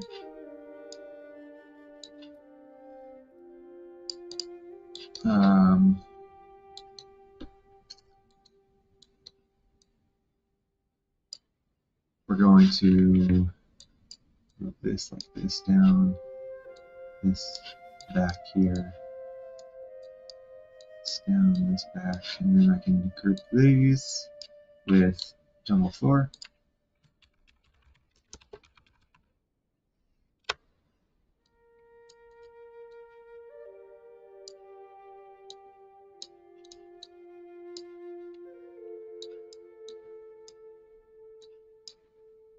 And space depth divider. No, not depth divider, simple horizontal. Right, so save this just in case it crashes again. Simple horizontal. We're going to just do, where is this? Oh, I don't have my thing on. From 102, I think this is from 100 about, yeah. We'll just do 100 to like 110. Yeah. So 100 and 110. I don't know why it does top Y first. Alright, 110 to 100. And we're just gonna very, very simply turn it into, yeah, into sand right now. Shot fine, but doesn't really matter. Turn this into sand. What is sand? This one is sand. Soil sand. Alright, let there be sand.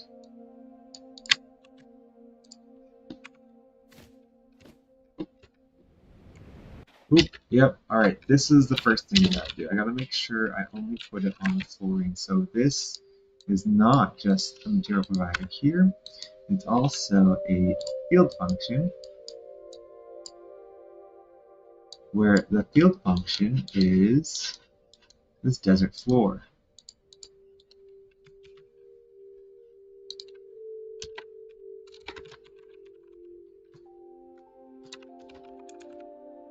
Okay, desert floor. And so now what we're going to do is that we're going to apply this field function, which is going to be imported. Oops, hit my mic again, sorry. As the desert floor, I hope this will work. The delimiters will be... Actually, I don't think that will work. This is not how I want to do it, right? Because the delimiter, it's just going to give me... It's not going to give me a height, right? It's just going to tell me where it is. Will it? I don't think this works how I think it works.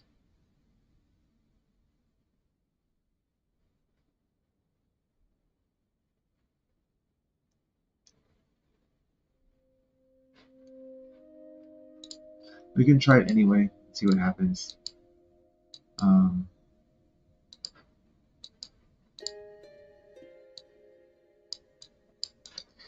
then the delimiters.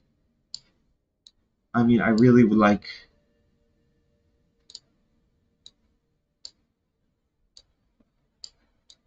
all of it? No, just 0 to 1. That's because that's where the solid parts are. You don't want it to fill up with air as well.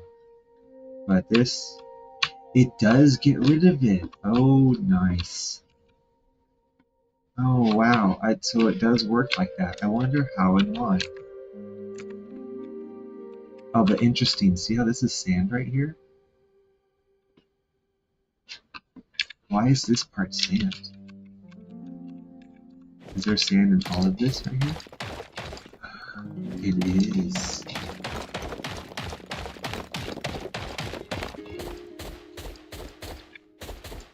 Okay, you know what I gotta do though? I can easily change this. So these things, these plateaus, need to come up from that. So I think I have it from 99, yes, right?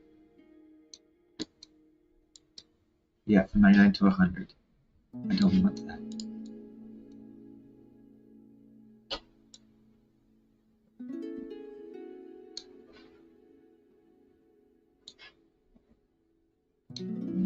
I want them to be on the bottom. So from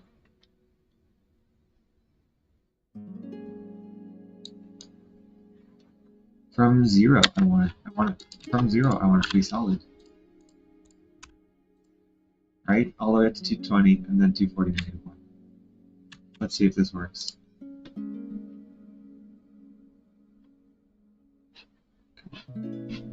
Work, work, work, work, work, work. Nope.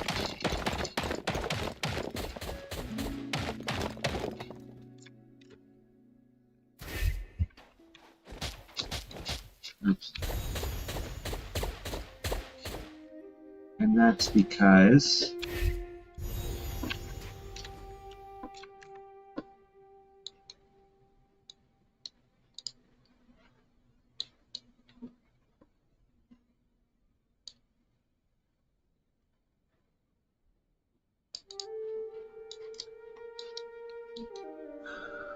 surface detail. No, see, the desert floor is right here, and I think what happened is that it overrides the rock. I only want the desert floor, and I want to actually subtract out. I want to subtract out the plateaus. I actually want to subtract out the plateau. So will this give me the whole plateau right here, right? Plateau. I don't want plateau shape. I want plateau whole. Right, including the sides, including the top, the detail, the shape, everything. This is the whole thing, right? And yeah, if the fact that I'm doing max here means that this is working because everything else around here is probably 0 or a -1, whatever. It's air. So I actually want to take I want to do the imported one. I want to actually take the min between the two. Let's see if that actually works. So I'm going to import 2.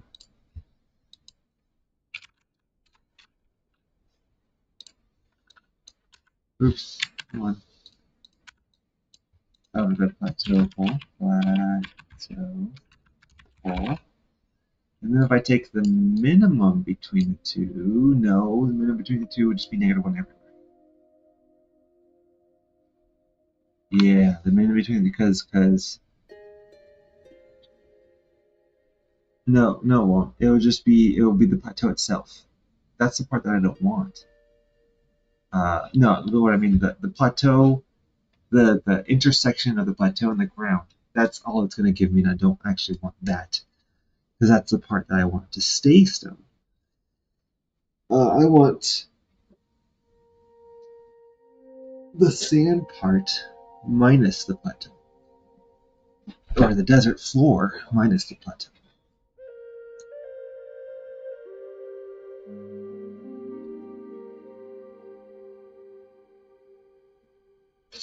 How do I get, like, how do I subtract this? How do I take this density? Desert floor. and then subtract this one. Sum.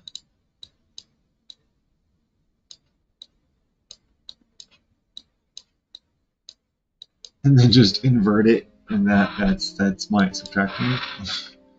Well, we can try.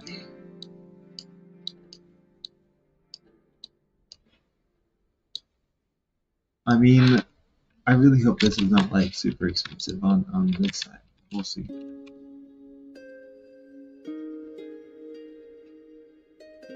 we go, it fills up.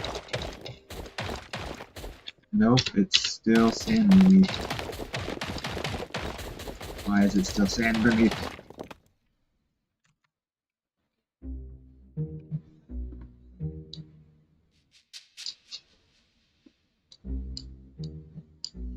Because if I take the floor, right, and if I subtract the whole from it, so here we go. So let's just look at a cross section of this.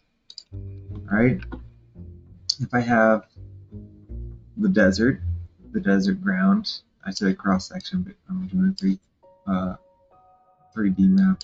Let's see, I have one, or this is all of this is solid, so it'll also be greater than 0. We'll just put 1 here for now. All right, it's all solid. Then I have the plateau that goes up above ground. This is also solid. I thought these would go underneath too, right? Anyway, this should be like this. Okay.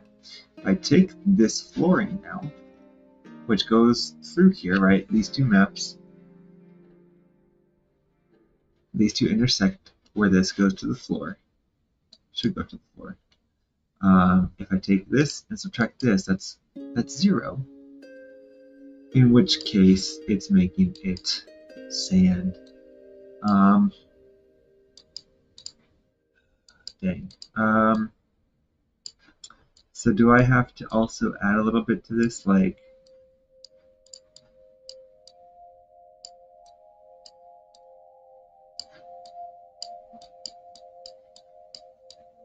do I need to do another sum here?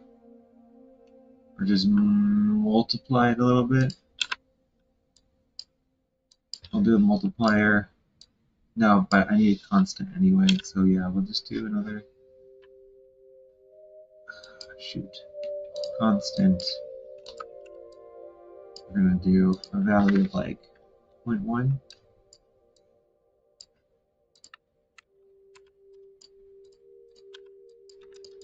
I guess we'll see how well that works, and then we're gonna add some of them up.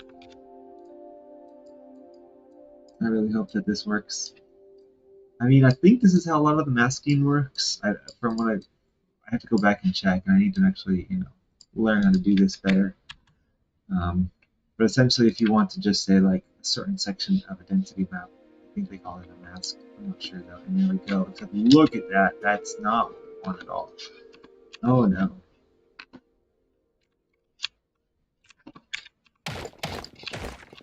Not only that, but this is still sand underneath here. Right? So this is not what's happening, which I expected actually. I really expected this.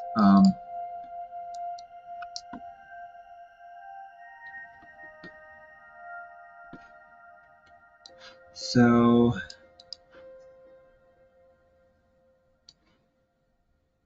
it still is kind of working, right? Because without this imported density, it was just everything, right? Everything from 100 to 110 was turned into sand. If I imported this density map, it immediately did not, or it got rid of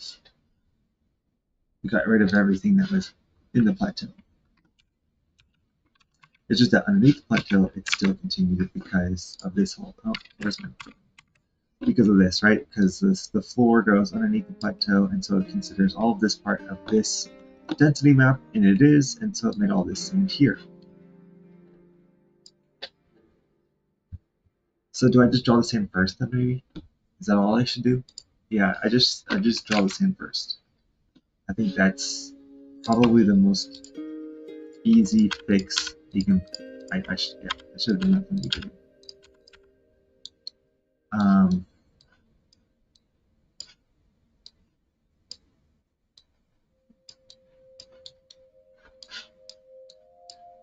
or is it this first, then this?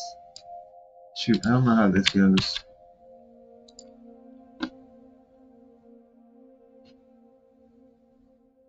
Everything turns system because it's all unassigned. Yeah.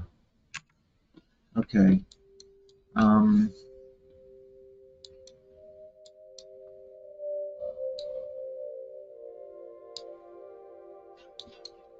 you know, actually the plateau.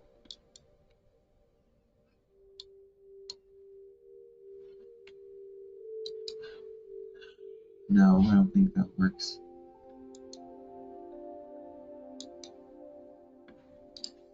Oops. Yeah, so this definitely needs to be reversed. Everything that's not assigned turns to stone. I want to assign this. I just need to subtract out a certain part. Maybe I need to subtract out the shape. Maybe I still do need to import one. I just imported the wrong one. All right.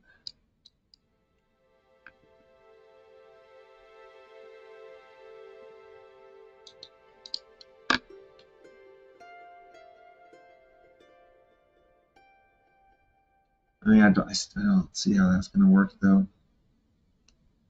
So I want to do the desert floor. I want to put all of this sand. I don't want to do anything under the plateau. I take this and I subtract that.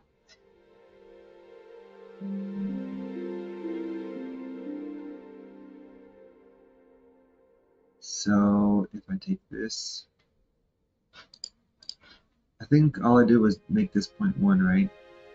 Or no, I don't know if I'd actually change it to 0.1, but I think I just increased this by 0.9. And that did not work.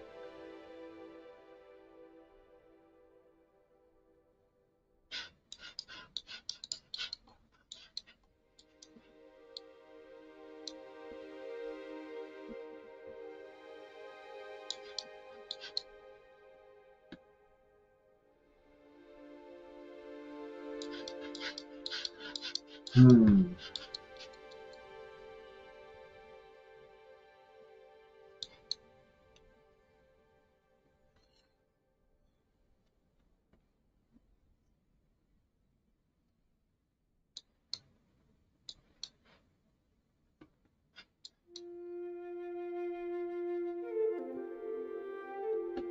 Actually, I just realized since I'm adding both of these simplexes, everything outside the plateau does indeed have an XZ value. It just doesn't have the curvature, I think. Or even this one does have a curvature, doesn't it?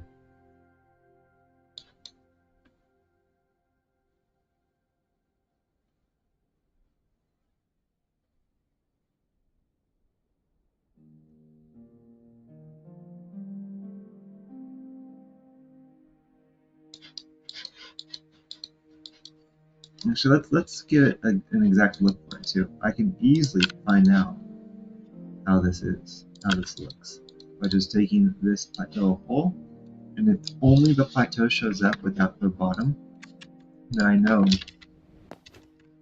that all of this gets deleted. Yeah, look at that. So this is, in this density map, this is less than 0. Okay, okay. I mean, that should make this easier.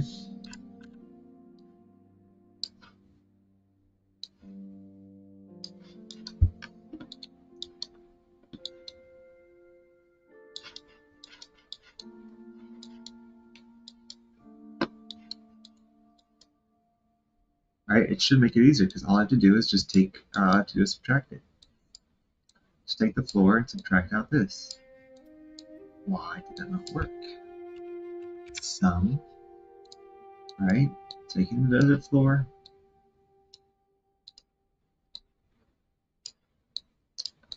importing the plateau hole. I'm going to invert it. So that way it's a subtraction instead of adding. You know what I could do? I could just, I could test this. Yeah. Why don't I do that?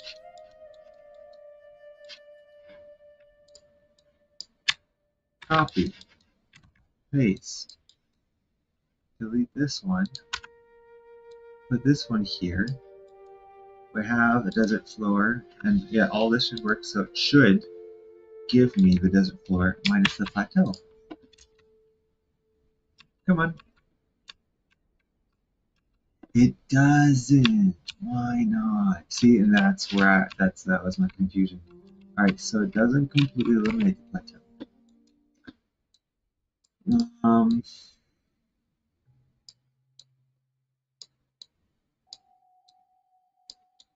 Because the floor, I mean, if the floor, let's be more precise now with our calculation, since it seems like it's not working.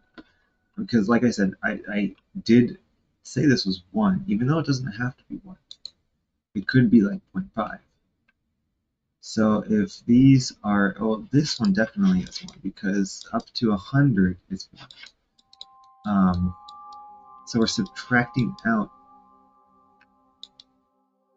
So this is definitely 1, and we're subtracting out something that might not be 1. Right?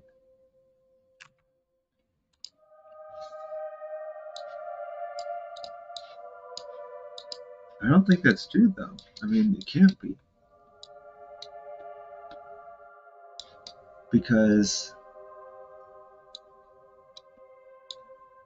the plateau, I'm using this as the base, right?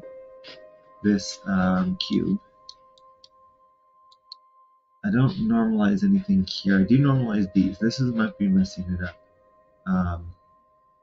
But here's all the additions. So here, if I do put shape, I bet I will get a different thing. I bet it will be completely out.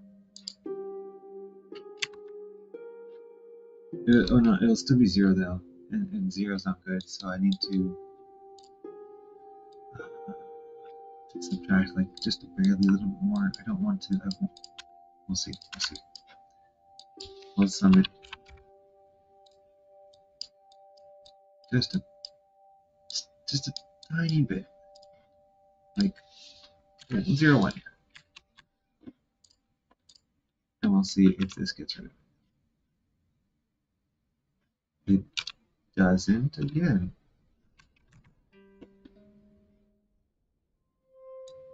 Point.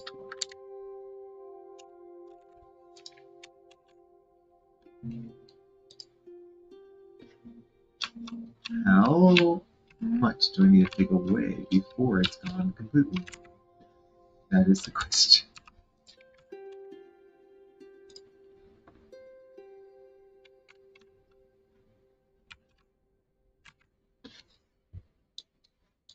Alright, let's see. Because there, I'm doing the shape now, right? Plateau shape. So the plateau shape should be between -1 and 1. There shouldn't have any issues with that. Because the simplex, I'm adding it, and I don't normalize it. Because I don't normalize it, I see. So I'm adding numbers between -1 and 1, right? Because a cube, I think it just puts -1 everywhere that's not the cube, and then 1 inside the cube. And this is also -1 to 1, and I add those two together. So I am getting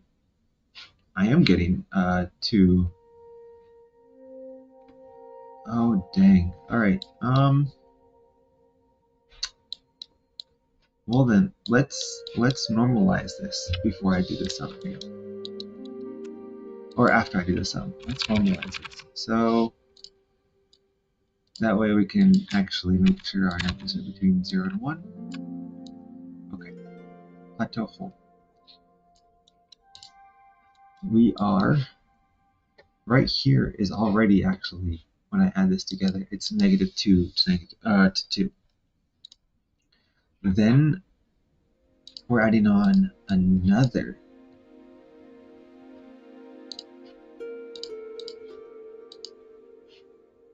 I'm doing a min though. So wait. Oh my goodness. All right. So the shape of the plateau has numbers from negative 2 to 2. Then I'm doing a min of simplex here. Oops. Which is a top-down thing that goes from negative 0.5 to 0.5. So all of the y values stay the same, but the z's are going to, or z and x will increase and decrease by 0.5 to 2. So this could be 2.5 to 2.5.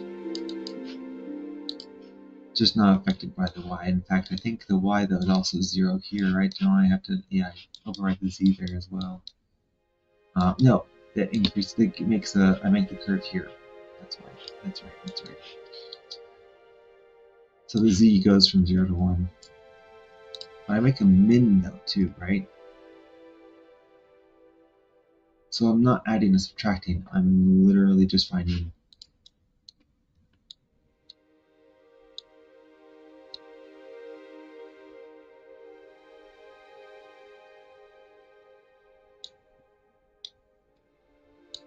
How did I do this?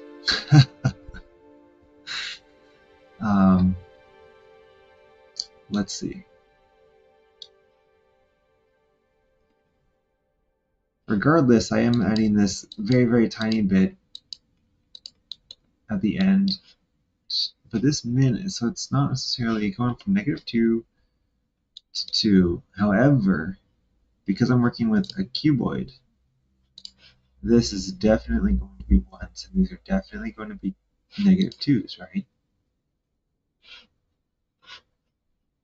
But this right here, though, is on the xz axis, so the y's, when I take the min, maybe that's why it's working, is because these y's are zeroed out here, and then I'm adding on negative 0.5 to 0.5. So the y's aren't even going from negative 1. But because it was a cuboid, it didn't really matter. There was no smooth curvature to it. Got it. I think I understand that. And the min, so the min just didn't do anything. So the x and z are still going from negative 2 to 2 until I add this on. So let's change it. Let's go from negative 2.5 and then 0.5 because I added this on, from 2.505, and then now I want to change it to negative 1. It's gonna squeeze the y though too, isn't it? I don't know if I like that. I don't know how to fix that if I even need to. But yeah, let's try that. Let's try that.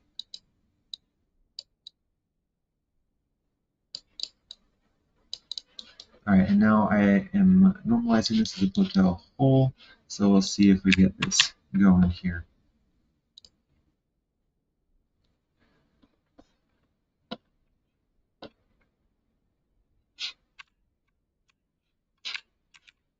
It didn't do anything.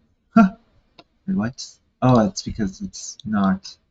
No, this is a constant. Yeah, plateau shape. Plateau. I didn't do the plateau hole, so I didn't change it. Here, let's do the plateau hole.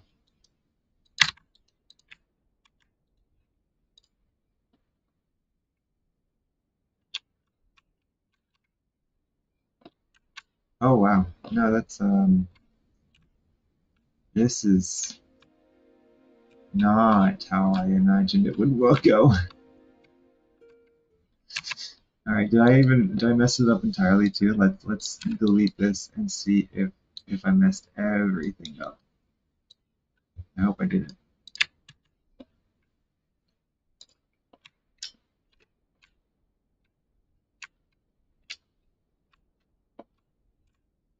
No. Okay. So it looks like our plateaus and everything are still working.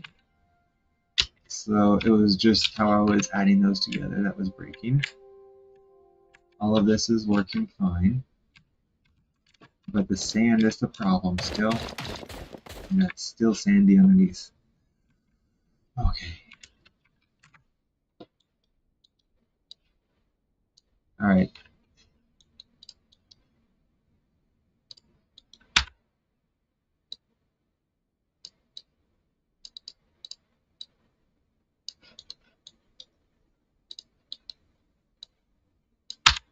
Oh, but I did renormalize it, so maybe I don't need to subtract anything else. Maybe if I just delete these two, it will, or subtract those two, it will be okay. Let's see. No, it didn't. No, it's still doing that. And it's still creating those up there, which is kind of funny. I wonder why it's creating those up there. Um,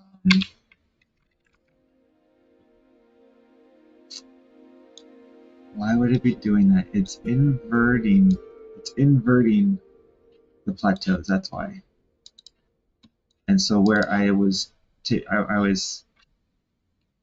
having negative numbers above the plateaus, of course, I inverted it to positive, and now it's creating islands. That makes sense? Okay, I understand why there's floating islands now. I don't really care about that though. I'm just wanting to delete the plateaus from the base so it stops drawing sand there. Come on. There we go.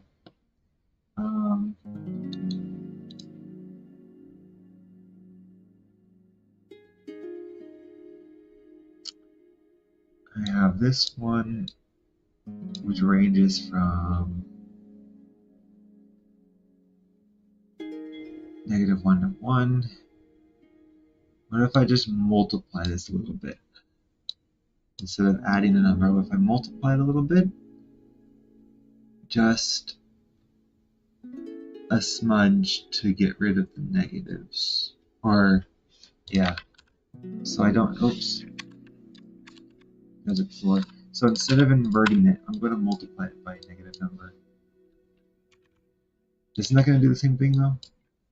It's going to do the same thing probably. Constant. We will do -1.1. It's probably going to give me roughly the same thing. Yeah. And it still doesn't delete the bottom.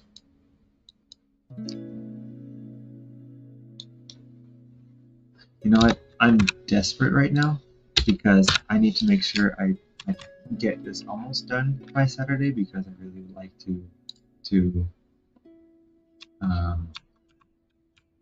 post this on Reddit. It doesn't look like that did anything either. Oh my. Like, so maybe it is double. It's still in the 2 range, which doesn't make sense.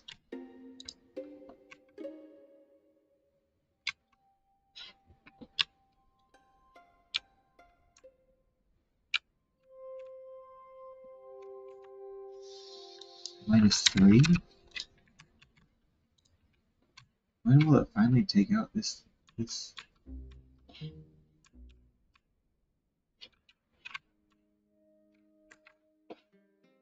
Alright, that doesn't make any sense now. Because this desert floor only goes to 1, and this plateau hole goes to 1 and -1. If I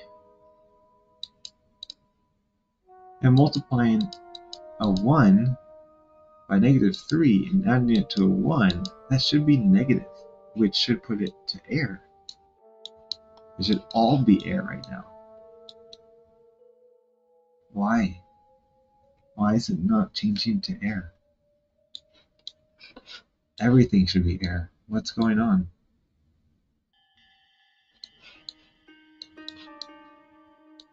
See, from 0 to -1, or 0 to 1, at y equals 0, there should be blocks. After 220, it should be 1. It should all be 1.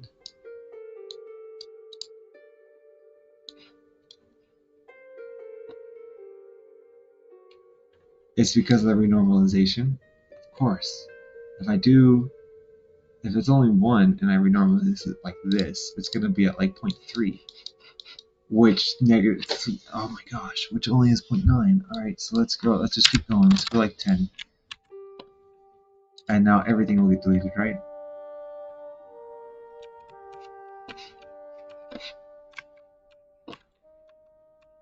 Oh, this is so close though.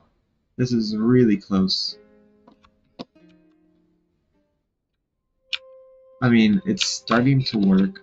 I still don't know why -10 doesn't do it. Yeah, I'm really like actually inverting my plateau. And you're starting to see that the more negative I go. Which is exactly what I want. I want to invert the plateau. I want to subtract out the inverted plateau. Or rather, I want to subtract out the plateau.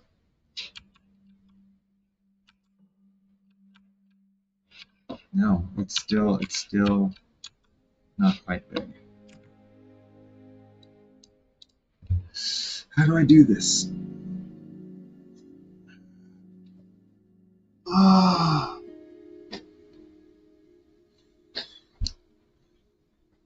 There has to be a better way, right? What if I just say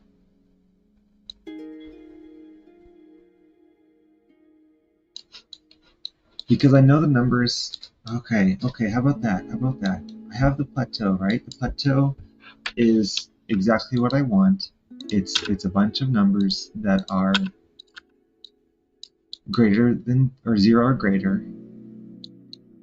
Okay? And I'm gonna say if everything that is greater than 0, I'm going to ceiling it. Or round it. I want to round it. How do you round this? I want to say like everything that is between 0 and there goes up. I bet there has to be a way. I know there is.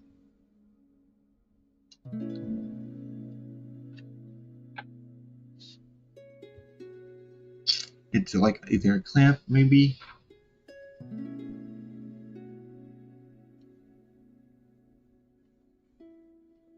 Distance, cuboid, axis plane, shall mix some max. Alpha is the greatest value of all the inputs. No inputs provided is 0. I don't want that though. What am I doing? Not max. Clamp.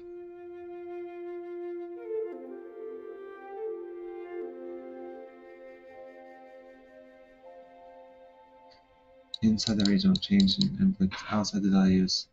See, I don't want that.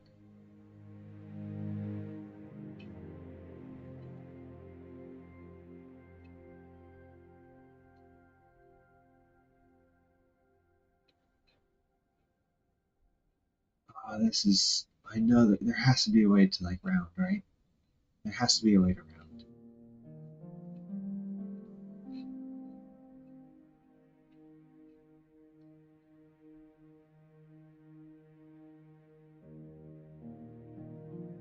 Is there a way to round?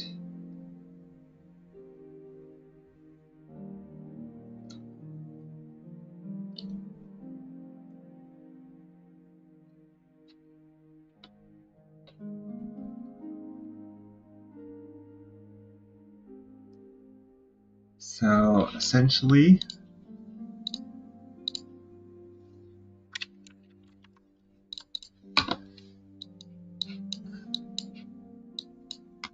I want to say numbers greater than 0, go to 1. Numbers less than 0, go to -1. should be as simple as that.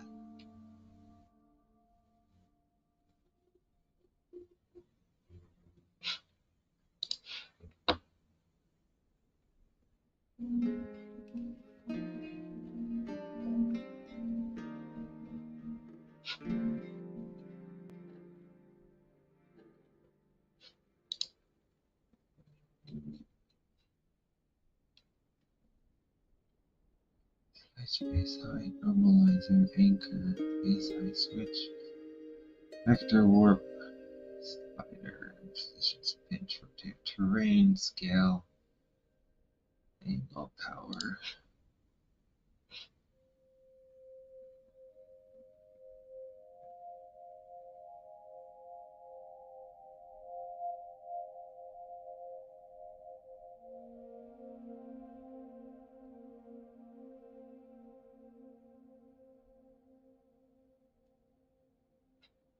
Inverter just multiplies the by 1.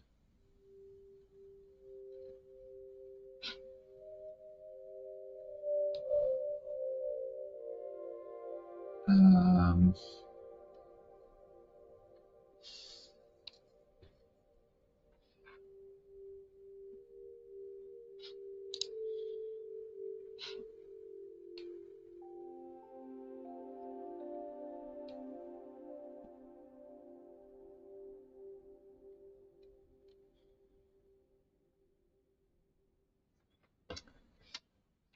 like, can't really do an if here, huh?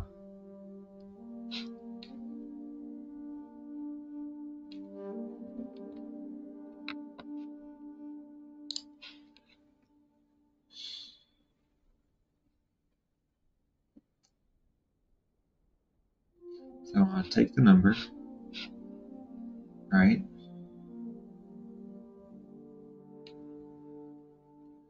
And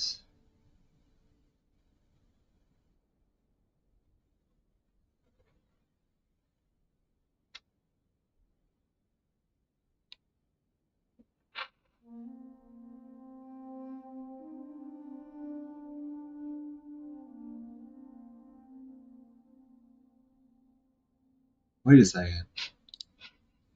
Anything outside temperature of the output is provided within a range which is defined by the two operands. Input values are inside the range don't change. Inputs values outside the range are brought back into the range as extreme.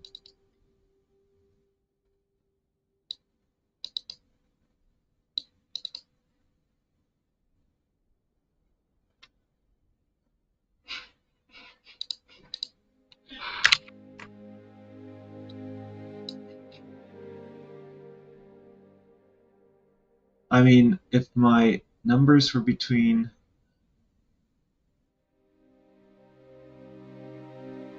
because I want negative numbers to stay negative, but this, all I need to do is do this. I add 1, right? And now all these numbers are greater than 1. And then I clamp it. I clamp it at 1, and so they're all brought down to 1.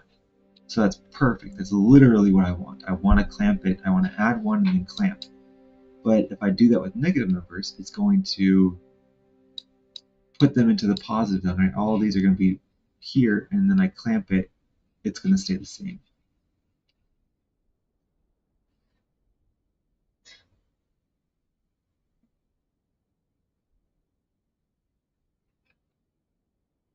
But I want negative numbers to stay at -1.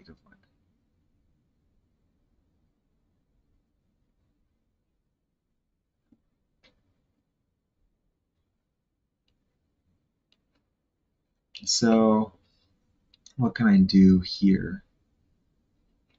So I add 1, clamp it. Now I have a bunch of numbers at from here to there. Subtract 2. That will put these at -1. They'll all go to the same number. I don't want that.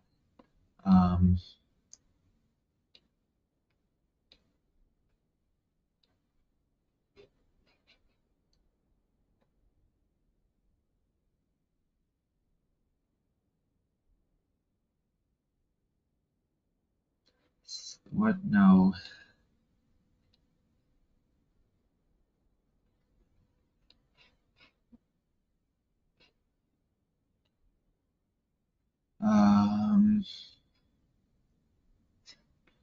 I'm so close though, right? I'm so close. Now I have a bunch of numbers in between here and here, and I want these to stay at 1 by the end of this function.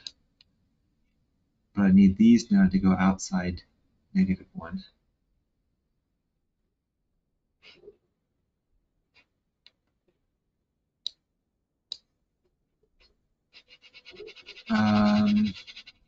Add 1, clamp, subtract 1.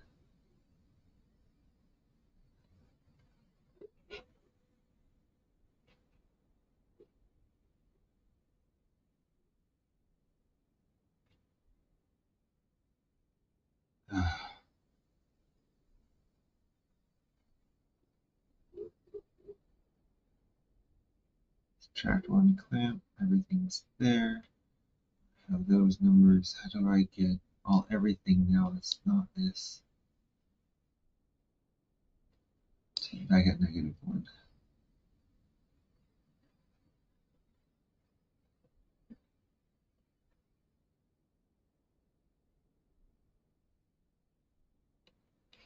Um,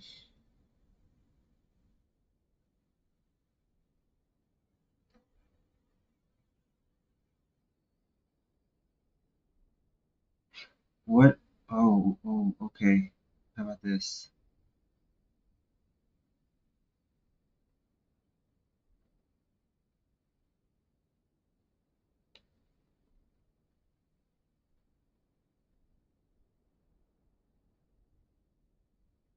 What if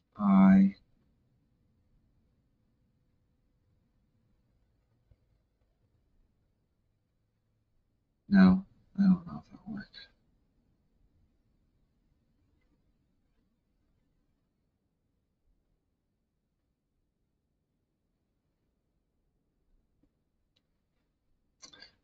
Can you only clamp it once then? There has to be a way to do this, right?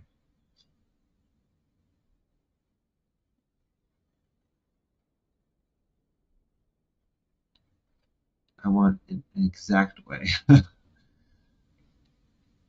So I add 1, I clamp it, all of these go to 1 now. Perfect.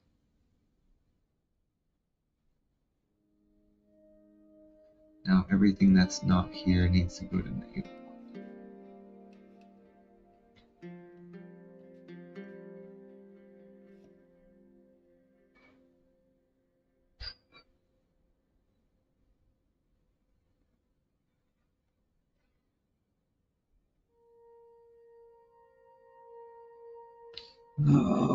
Okay.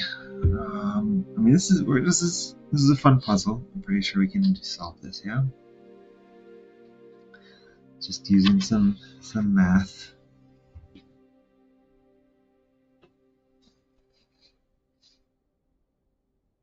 What's the ceiling do again? It just ceiling and floor. Where is it? Not here. Should be here. Where is it? I'm just probably passed it like 3 times already. Alright, let's go one by one because I'm really blind. Simplex positions, distance, ellipsoid, cube, cuboid, cylinder, axis, plane, shell, curve, member, mix, min, type, make small sum, multiply, max, min, then clamp, clamp, absolute value, xyz value, xyz override, cache, angle, square root, inverter, pedal, scale, distance, terrain, rotator, slider, position, gradient, warp, vector, warp, normalizer, base height, switch. It's not here. They don't have a ceiling or floor. Okay, I know there is one. Let's open this up and go to density.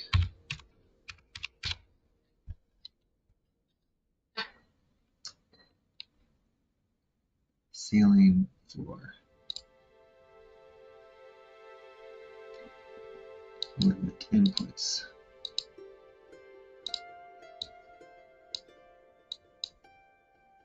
So this is just going to basically do clamping.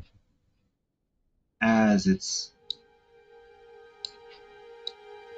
going here, right? It's just going to lower everything automatically as you're doing this input. Which doesn't help too much.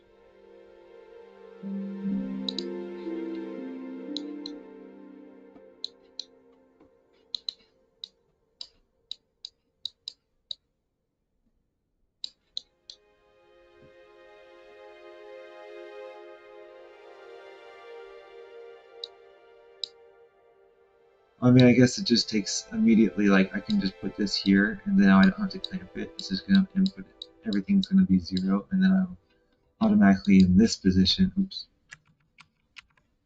Then I'm automatically in this position, just at 0. Right? But everything has been squished to 0. Wait a second. That's actually not what I want.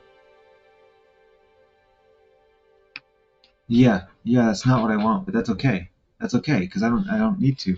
All I want are the positive values, right?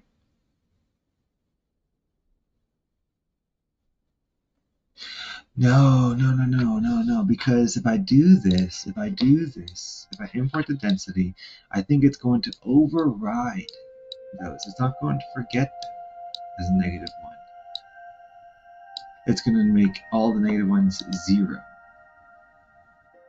In which case, I'll be subtracting quite a bit. Yeah, because this is going back to the other drawing. We have ones, and we have these ones. But as we've just realized, they're actually not just ones next to the border. It does go to like 0.1 or 0.3, which is why when I multiply this, or 0.01, when I multiply this by 10, it still didn't delete it because of that. So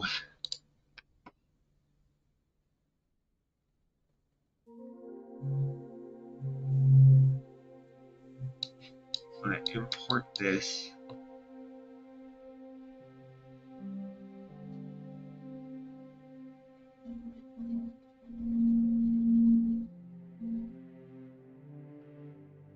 but if I put the ceiling at 0, that means all of these would be 0, and then I just add 1, right?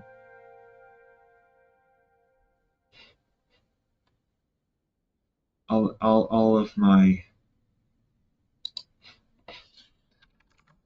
my plateau parts become 1 afterwards. So I put a ceiling on them. They're all 0. I add 1, and then, but it's still the same issue, right? Because I have this, and then I switch it over. I add 1, and it becomes this. Then I subtract.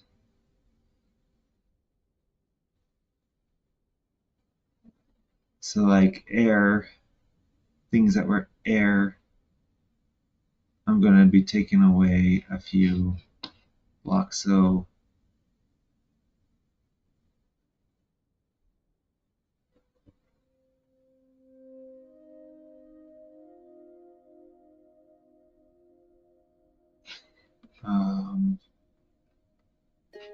because yeah, if there's air over here, that was only like, so we have a hill, right? The hills that are here.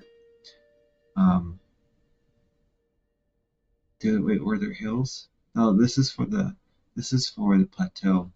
But the plateau, as I'm realizing, I think that there's, even outside of the plateau, out here in the negatives, there's still like -0.8, -0.2, right?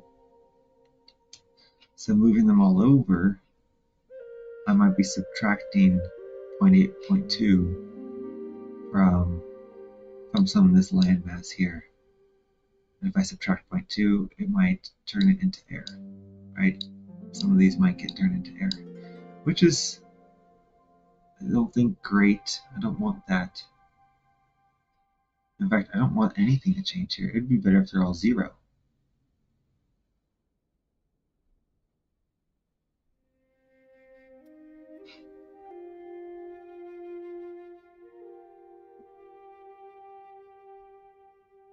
I can't do that immediately that way.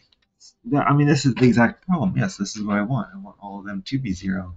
This didn't solve anything. I did not solve anything. I still have everything that I want to be 1, 1. But everything that is I want to be 0, actually, now not -1. It's still the same issue of making this 0. All my numbers are between 0 and 1 now, so everything else needs to be 0.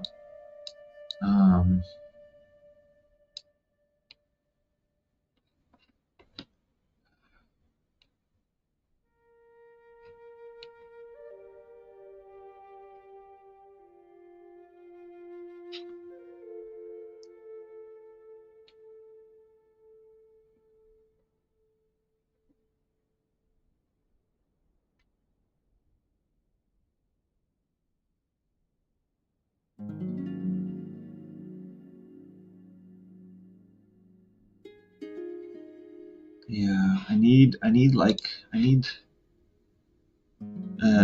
non-inclusive clamp. I don't know if that's not possible though, of course.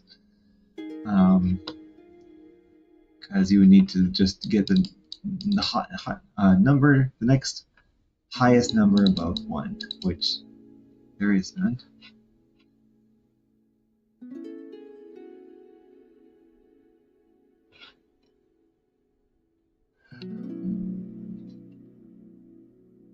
So am I trying to do an impossible thing?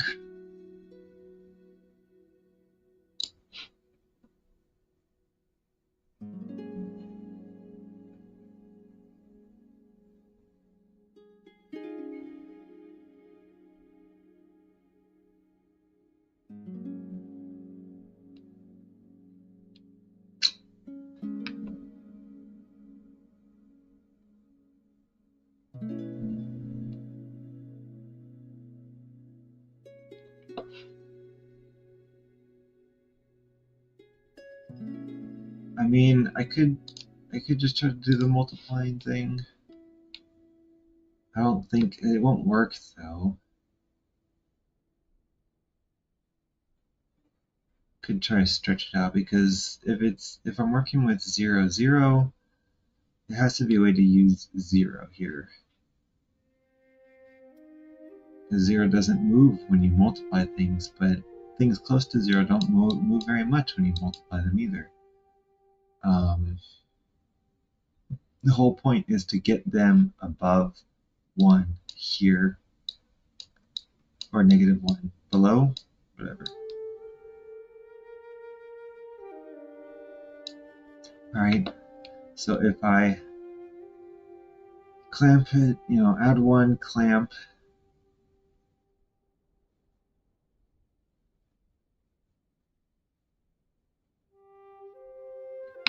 add 1, clamp,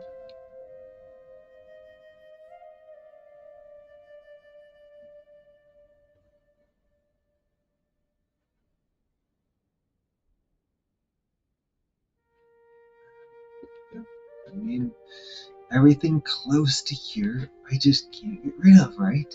There's just no way. No way.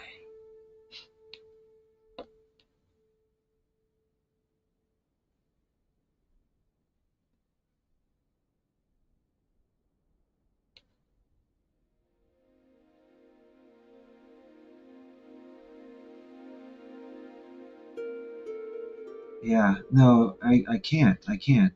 I'm starting to understand or see why. Because I'm basically wanting these numbers, so anything close to 0, these numbers, I can easily clamp to it, right? Like, I'm saying just get close to the thing you're already close to. But now I'm saying on the opposite side, these things that are close to it get far away. And that's hard because where do you put your qualifier, right? Like this, you can only get so close to 0. I literally need just anything above 0 or below 0, whatever, to move. to be rounded. I need a rounding function, and that's it. That's the only thing I can do is a rounding function, but there is none. So if I can't round, what's a way to kind of round?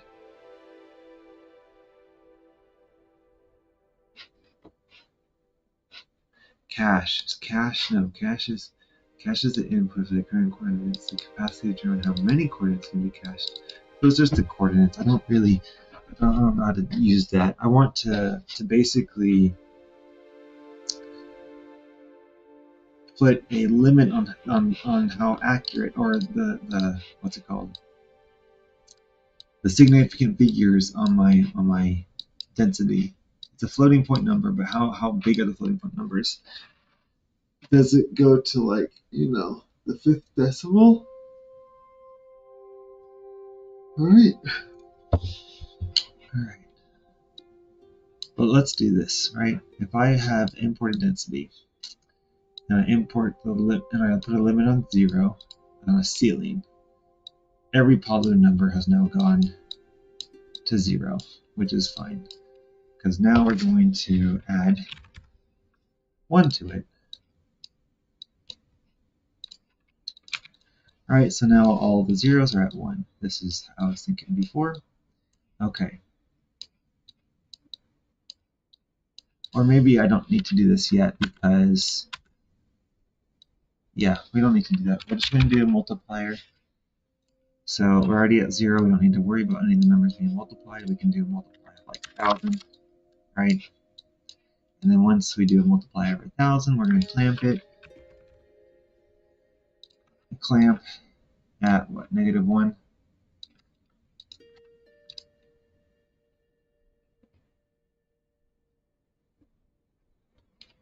No, we'll do -2. Since things should be further away from 0 now, like really far. I hope it's 1,000. Things really, really close to 0 are still going to be around 1. But yeah, we'll do -2, so that way we can add 1 to this right here. Okay. And when we add 1, we'll get a bunch of numbers. So hopefully everything that is negative is around 1, pretty close to 1, and everything else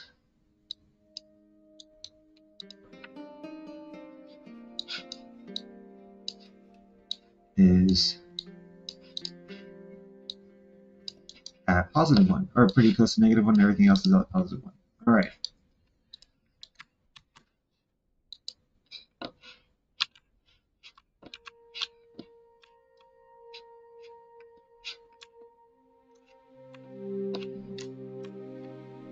Oh, that is super interesting. What just happened? All right, this doesn't make sense. Why did it delete the ground here and keep some of these spots? So I guess this ceiling doesn't work. Let's clamp it. Clamp at 0. Right? So now everything falls to 0. Anything above 1 is now at 0. Everything else stays the same. Then we're going to multiply by 1,000, and we're going to clamp it from -2 to 0.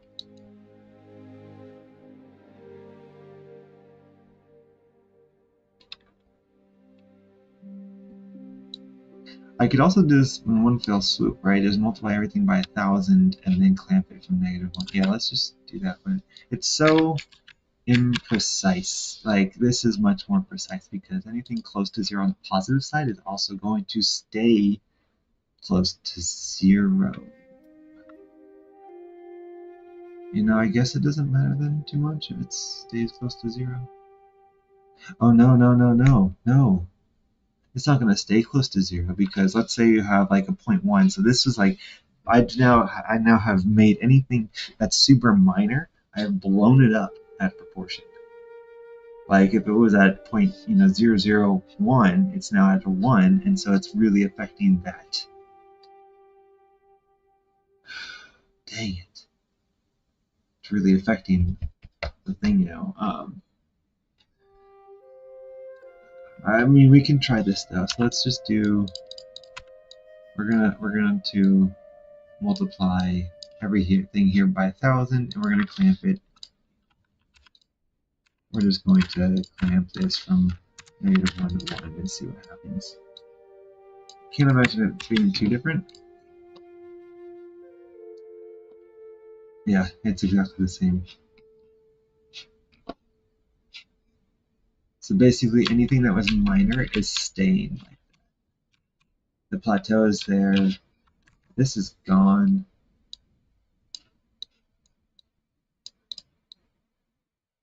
Oh, I didn't invert it. Wait.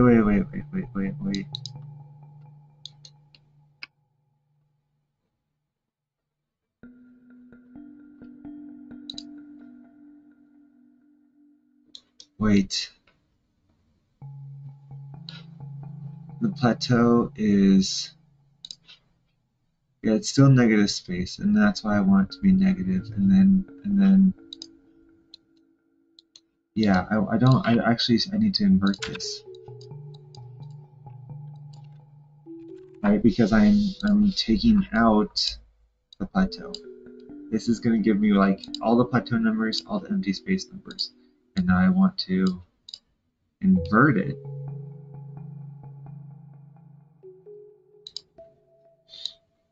So I could just actually, instead of doing that, make this a -1,000. And then clamp it. And then add it.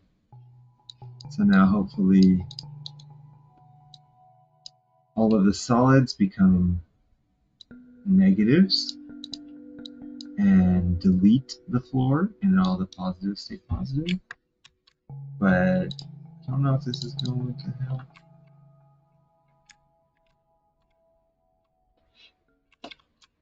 I mean, yeah, it did kind of.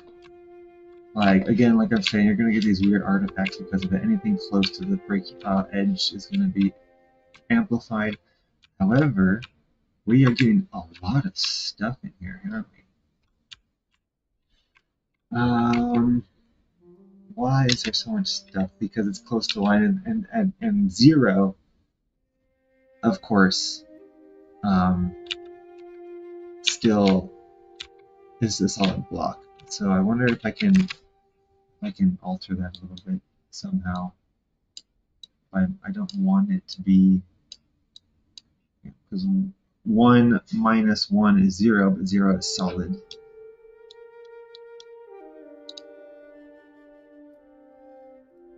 So I do a clamp at like 0.01 or something, and that way it just makes it slightly more negative, and therefore it will delete these. Does it have to be a little bit higher?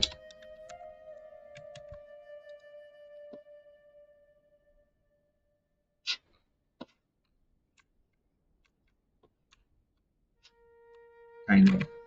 Even higher? I'm a little surprised at how high I need to go.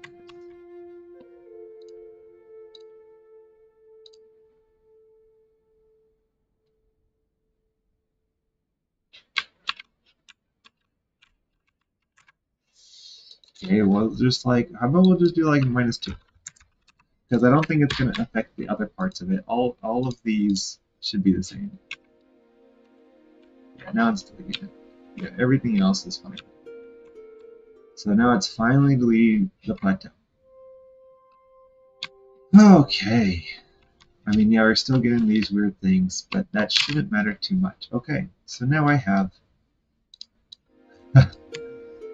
copy, paste. Watch this. This is probably would have been so much easier. I have no idea if this was going to be easier. If there's an easier way to do this, I'm sure there is, and someone will show me and all that. Like, oh yeah, all you have to do is just keep track of the desert floor minus. I don't know. All right, well, this should be back. how it is, except it's not. Oh man, did I fail.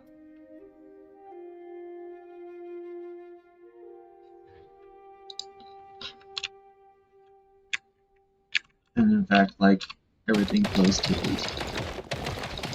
Yeah. I want the desert floor. So this is just way too much.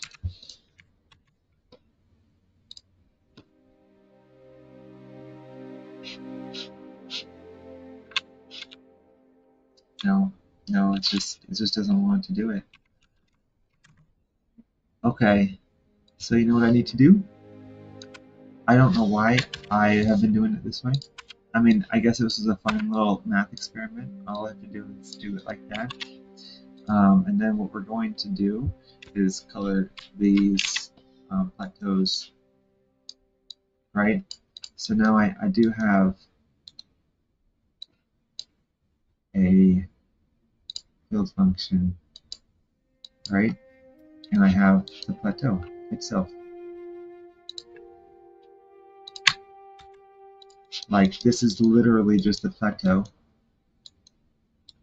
So all I'm going to do is import the plateau. Like, why was I so dumb? Although it's already, so I didn't put it here. Because once it's assigned, it's not gonna like it again. That's right. I really have to make sure I keep track of like where in the queue this is. So the plateau hole is only going to worry about positive numbers, and it's gonna paint them freaking stone. So once it's assigned this stone, it's not gonna change. Oh my god.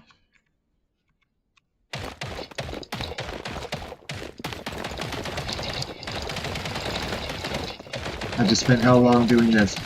Oh my gosh. Oh. Oh my gosh. Alright. Well, at least it's solved. Oh.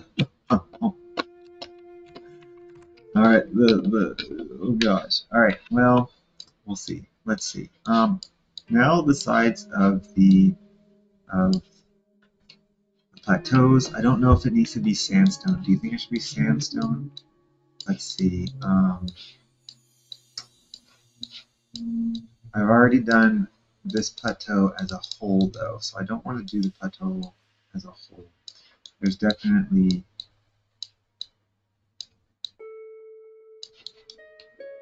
queue material provider. I need to queue it inside the queue. The jungle floor is done, that's fine. I don't care about the jungle floor. Jungle floor is good. That should be painted first actually. And then after this, I need to do the plateau. We'll color the plateau, then we'll color desert floor.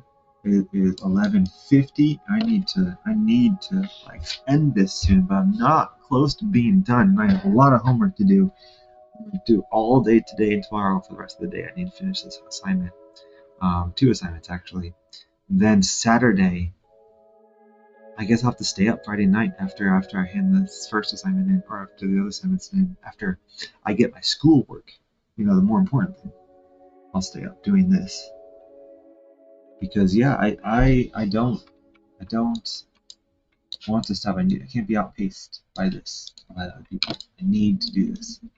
The more I do it, the faster I'll get. So hole,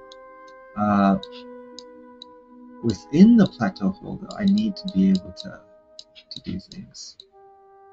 So like, because here, anything from that's close to 0 is on the edge, right?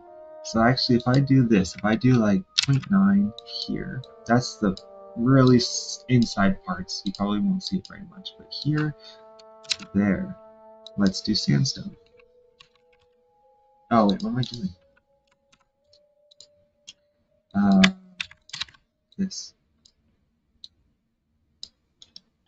Also, this right here, I can change into a bunch of things, right? So here we're gonna do sandstone. Hey, look, I have sandstone left. Rock sandstone.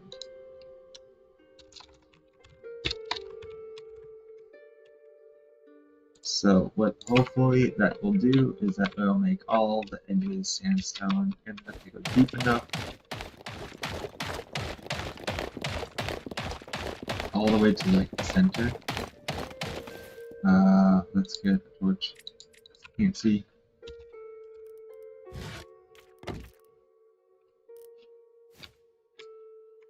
Whoa, whoa, whoa, whoa. Z. Really? Like this should be at 0.9 stone, wherever that is.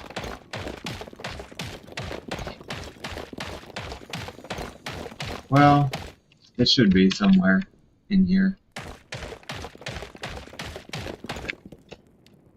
I guess not anywhere. Nope, not anywhere. That is mine.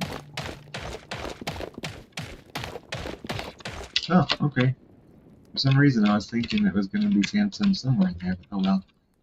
I don't care about that. Sandstone makes it look a lot better too. I don't know why the stone just made it look so strange, but sandstone definitely adds a bit to it. Um, Now the question is, do I want to see the contours there? I specifically made a map for that. I don't know if it's, oh wait, oh my goodness. Alright, I have some text coming in.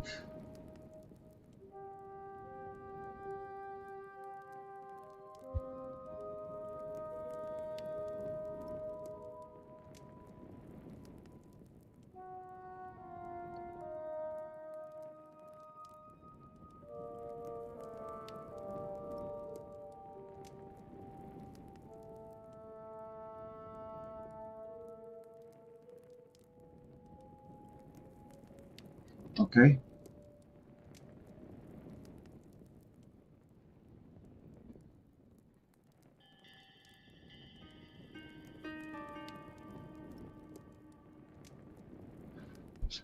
Alright, so let's see.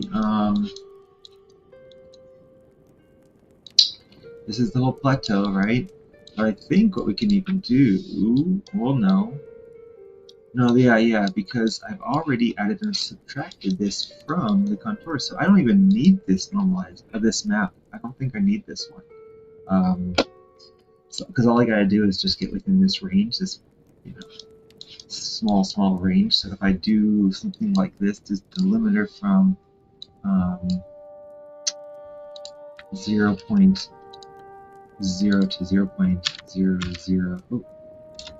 0.00005, that is in this range, right? 0.005, and then I do it there, and I can change this, right? To what am I gonna change it to? Oops, not that one. Sandstone. Maybe some sanding gravel. So gravel, sand, red. Oil, material, oil, gravel, sand, red, sand, red.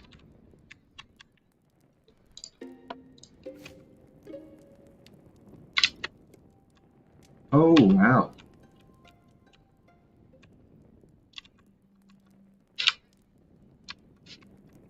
Okay, that's actually all of it. That's funny. How about like 2 then? And then this will be 2. Because I don't want it all of it. I just wanted a very small part of it actually.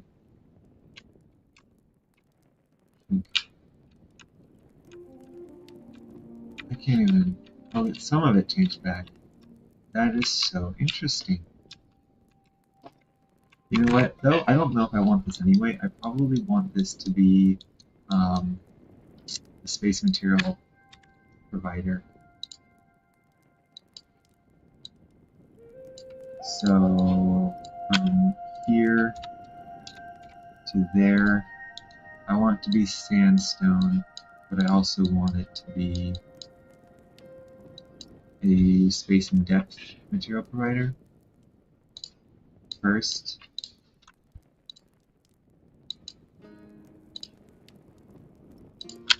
No, do I need a queue? A queue. I need a queue. And then basically space and depth material. And then anything just like 2. And anything after that is going to be constant. This is going to be sandstone. At the bottom, the condition, there is no condition, just put thickness.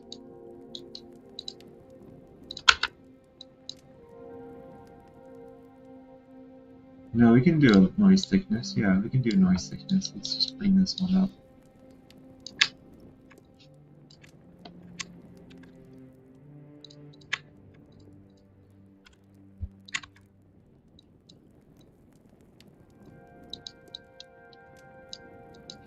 We're going to go to 2.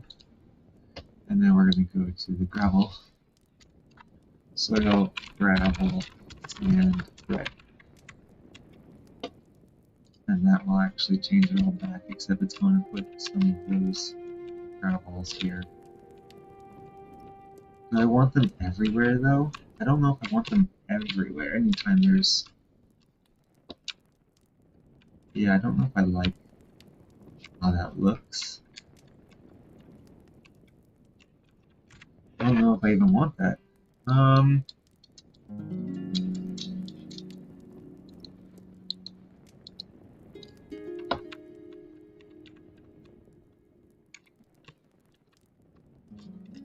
How do real Hytales look, you know? Let's go look online. Let's go. Images. Okay, like...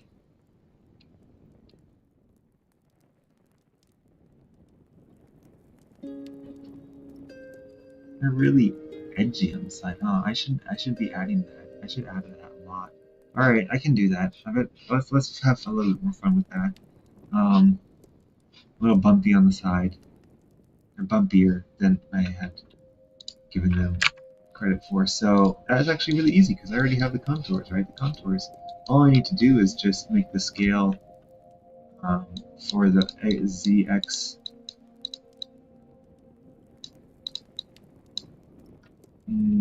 I can make it smaller while making this larger, and so that way I get more verticality out of it. And then I just need to make this bigger. Instead of 0.005, let's double it. Let's double it and see what we get.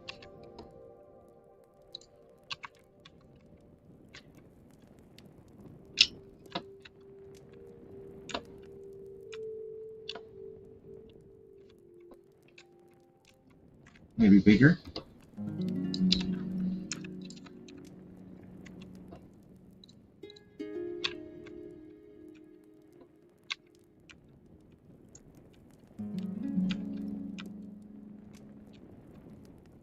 Too much? I think it's too much.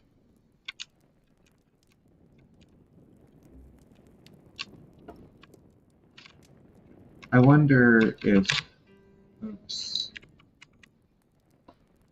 I can do 20. Maybe I should scale it up a little bit on the XZ axis. And then also this needs to be even bigger because as you can see, it kind of failed at the bottom here.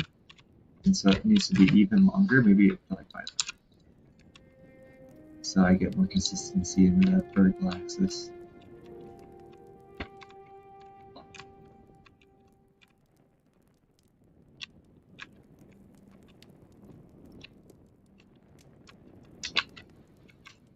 Yeah, so you know what, I can actually scale this up again. Let's go up to 50, so it's much smoother. Yeah, let's go 60. No, let's go 60 and increase this again. No, not 0.5, 0.05.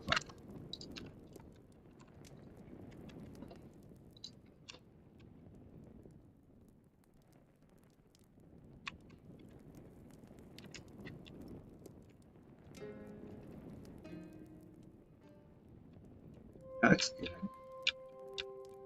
This looks good. I need to make my dirt much smaller, huh? The dirt is just too big of a range right now. So, well, what's going to happen though on the outside, on the inside, if I have any depths going down to here? I can't imagine I do though.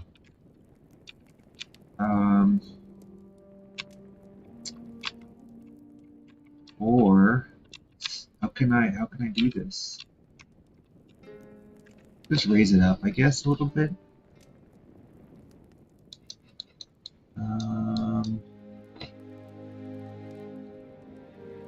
I'll just go to 220 to 240.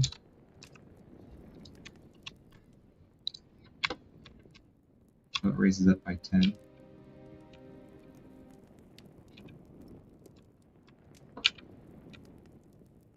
Yeah, that's okay. Alright, and then we got some more changes around the side. So that's good.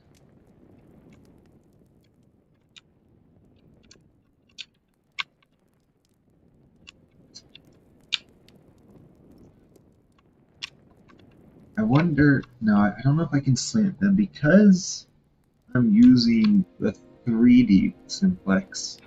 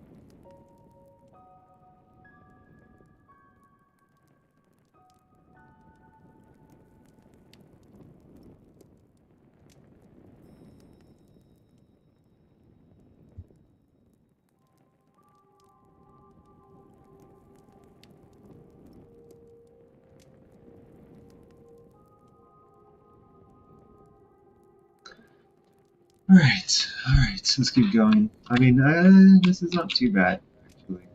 I'm getting used to the different textures here, but because it adds just a little bit of like, almost like shading, a lightness to it. I wonder if I can put something else there, some sand. That would actually be good. That would actually be good. Because, you know, it's like wind switches it up into there, into the side.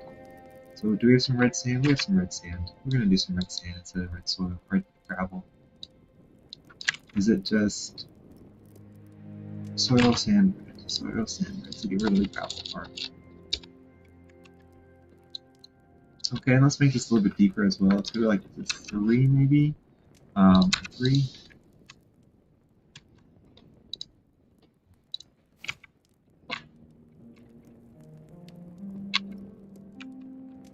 Oh, it already changed it. I'm okay. So yeah, it looks like anything. It looks like things get stuck up on there. That's cool. I like it. Alright,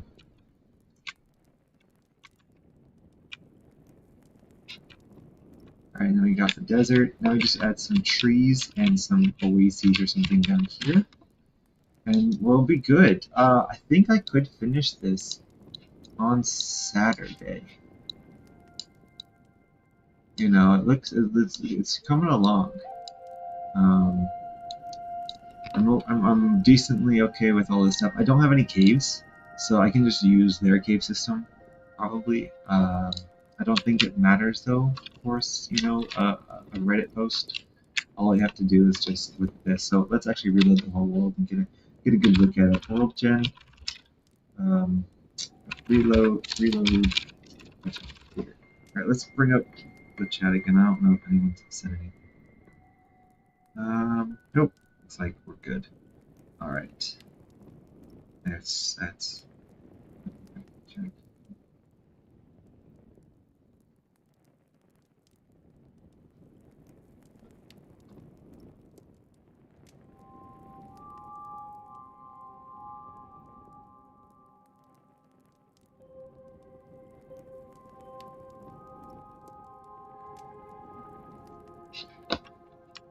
We're reloading the whole world.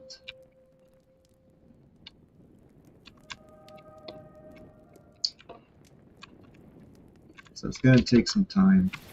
Get rid of this torch too.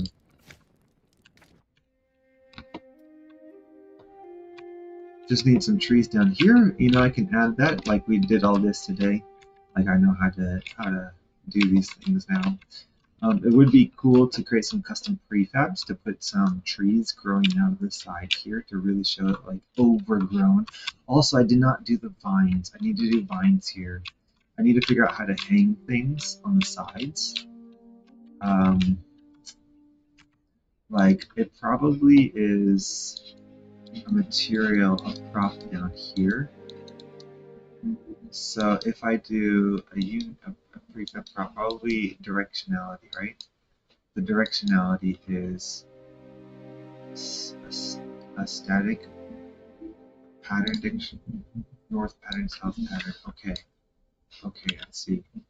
Random directionality, but I need probably a wall pattern. I see.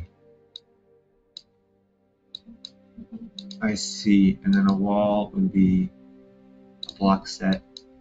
The origin would be a block set. So the origin would still need to be a thing. Okay, I know how to do it. I know how to do it. And then you put that in directions though. I'm not sure what directions would mean. I don't think there's just more just to make it even more narrow. Jungle trees. So yeah, we can actually create a few of those. That'd be cool. Because I would like to make some. What is it? Vines. They're a birch vine.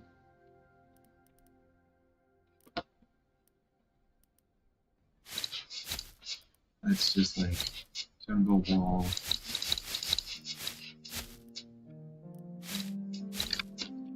I just have these going down, right?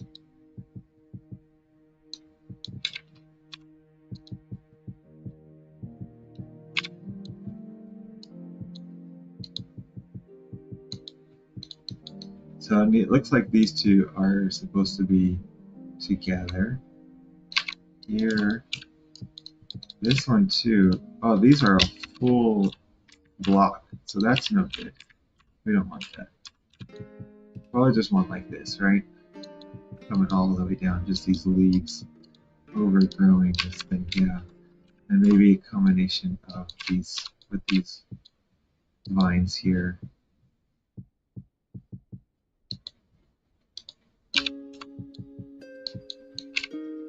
You know, like, that would actually be pretty easy to do. Make sure the leaves are always at the bottom of this.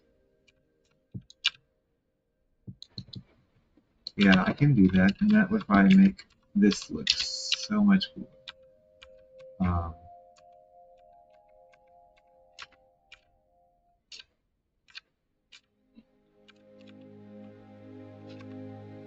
I wish I had a larger one of these, though. Is it jungle wall vines? It is. Yep. Makes sense that that's the best looking one for this kind of biome. Just something, you know, super thick and overgrown, covering the whole wall to like down to there, you know. In kind of a wavy pattern. Yeah. Yep. Okay.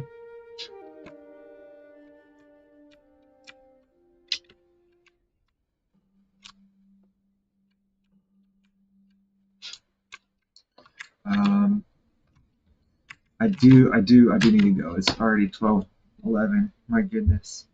I need to stop.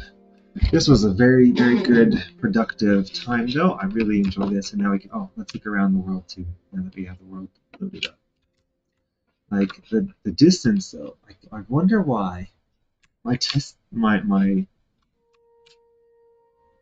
loading distance is so tiny. I really would like my view distance to be so much bigger. Oh, that's interesting. I like how this looks.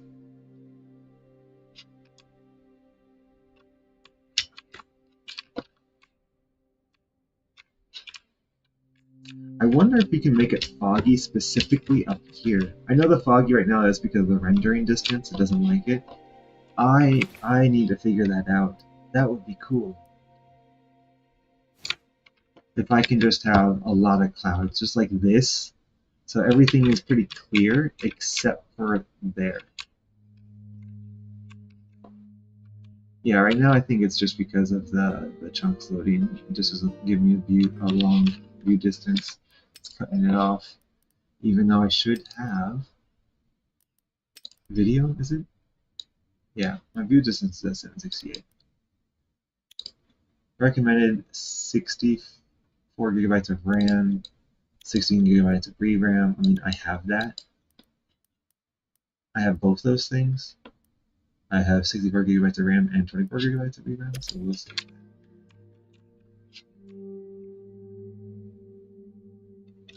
What's my FPS though? My FPS is still at 100. 100 at 4K. Like, that's crazy.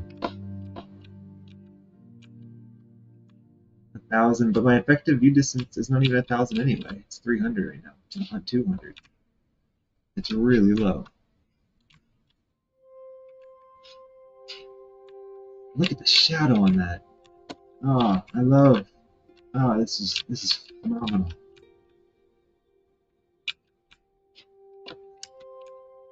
Yeah. So this desert just needs some more stuff. It needs some rocks. It needs trees. It needs other things like palm trees.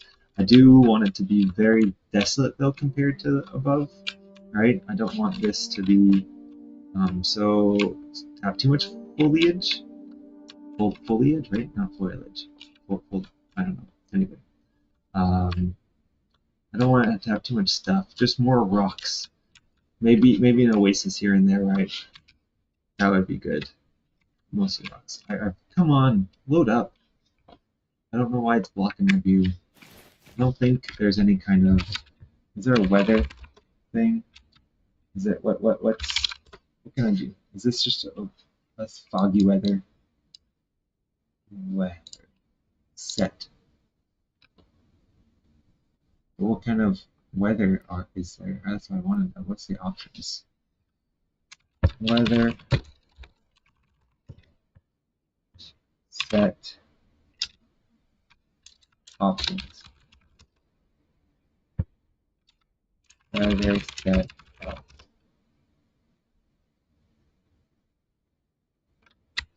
Examples. There's no examples. Weather set clear. No. Oh, okay. How about zone one cloudy? I don't want cloudy. All right. So weather set zone one.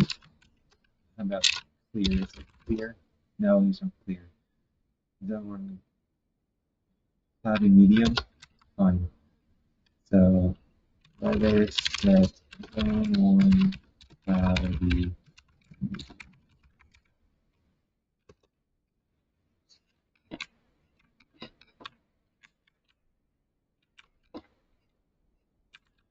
It's still not giving me a very good effective view range. This is nuts. Go up. I want my view distance to be 1,000, and it's not even trying right now. It's just giving me 200. Why is that? I mean, how much VRAM are you using?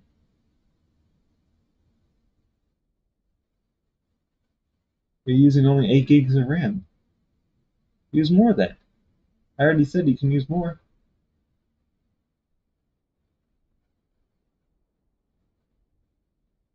Yeah, it doesn't even want to try. All right, well let's try to do a different weather because I guess I do have to decide this.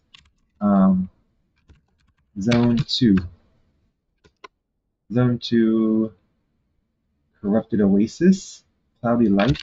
Let's do that. Weather set zone two, cloudy. Yeah, I thought I did. Weather set zone two, um, cloudy.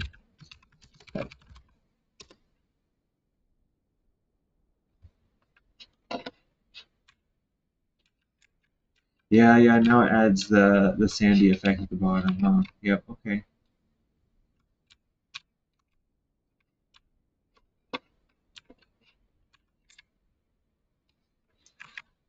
I wonder again if I can force fog, but more toward the tops of the trees, like even just a little bit higher than that, so that way you can see the trees. Oh, look at this little portion there. Yeah, this is looking good.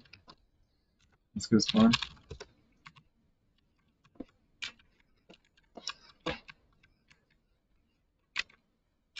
It doesn't want to load. This is kind of ridiculous. Okay, let's save and let's load it up and see if it loads, or if we can just reset the view distance, because the view distance was just so low. I don't understand why.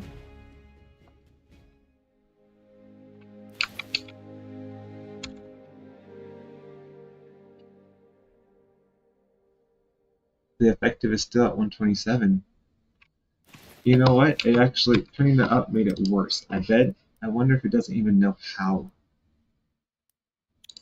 to deal with it. So let's go to 640. Maybe like it doesn't know how to use the RAM and program that in. Effective is now 500. Yeah, I decreased it and the effectiveness went up. The effective view distance went up. That's interesting.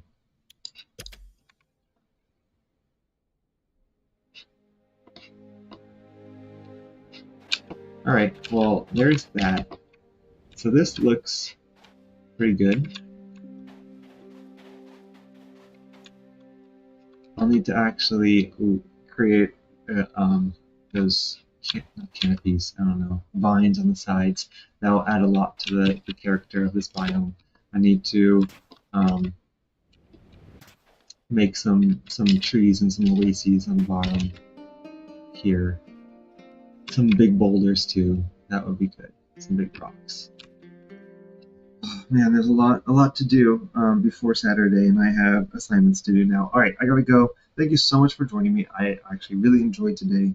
I felt like I accomplished a lot. Like I've been having a very frustrating time with World 10 for the past couple of weeks, and I feel like it's finally paying off. I'm finally getting an idea of how to use it. Um, yeah,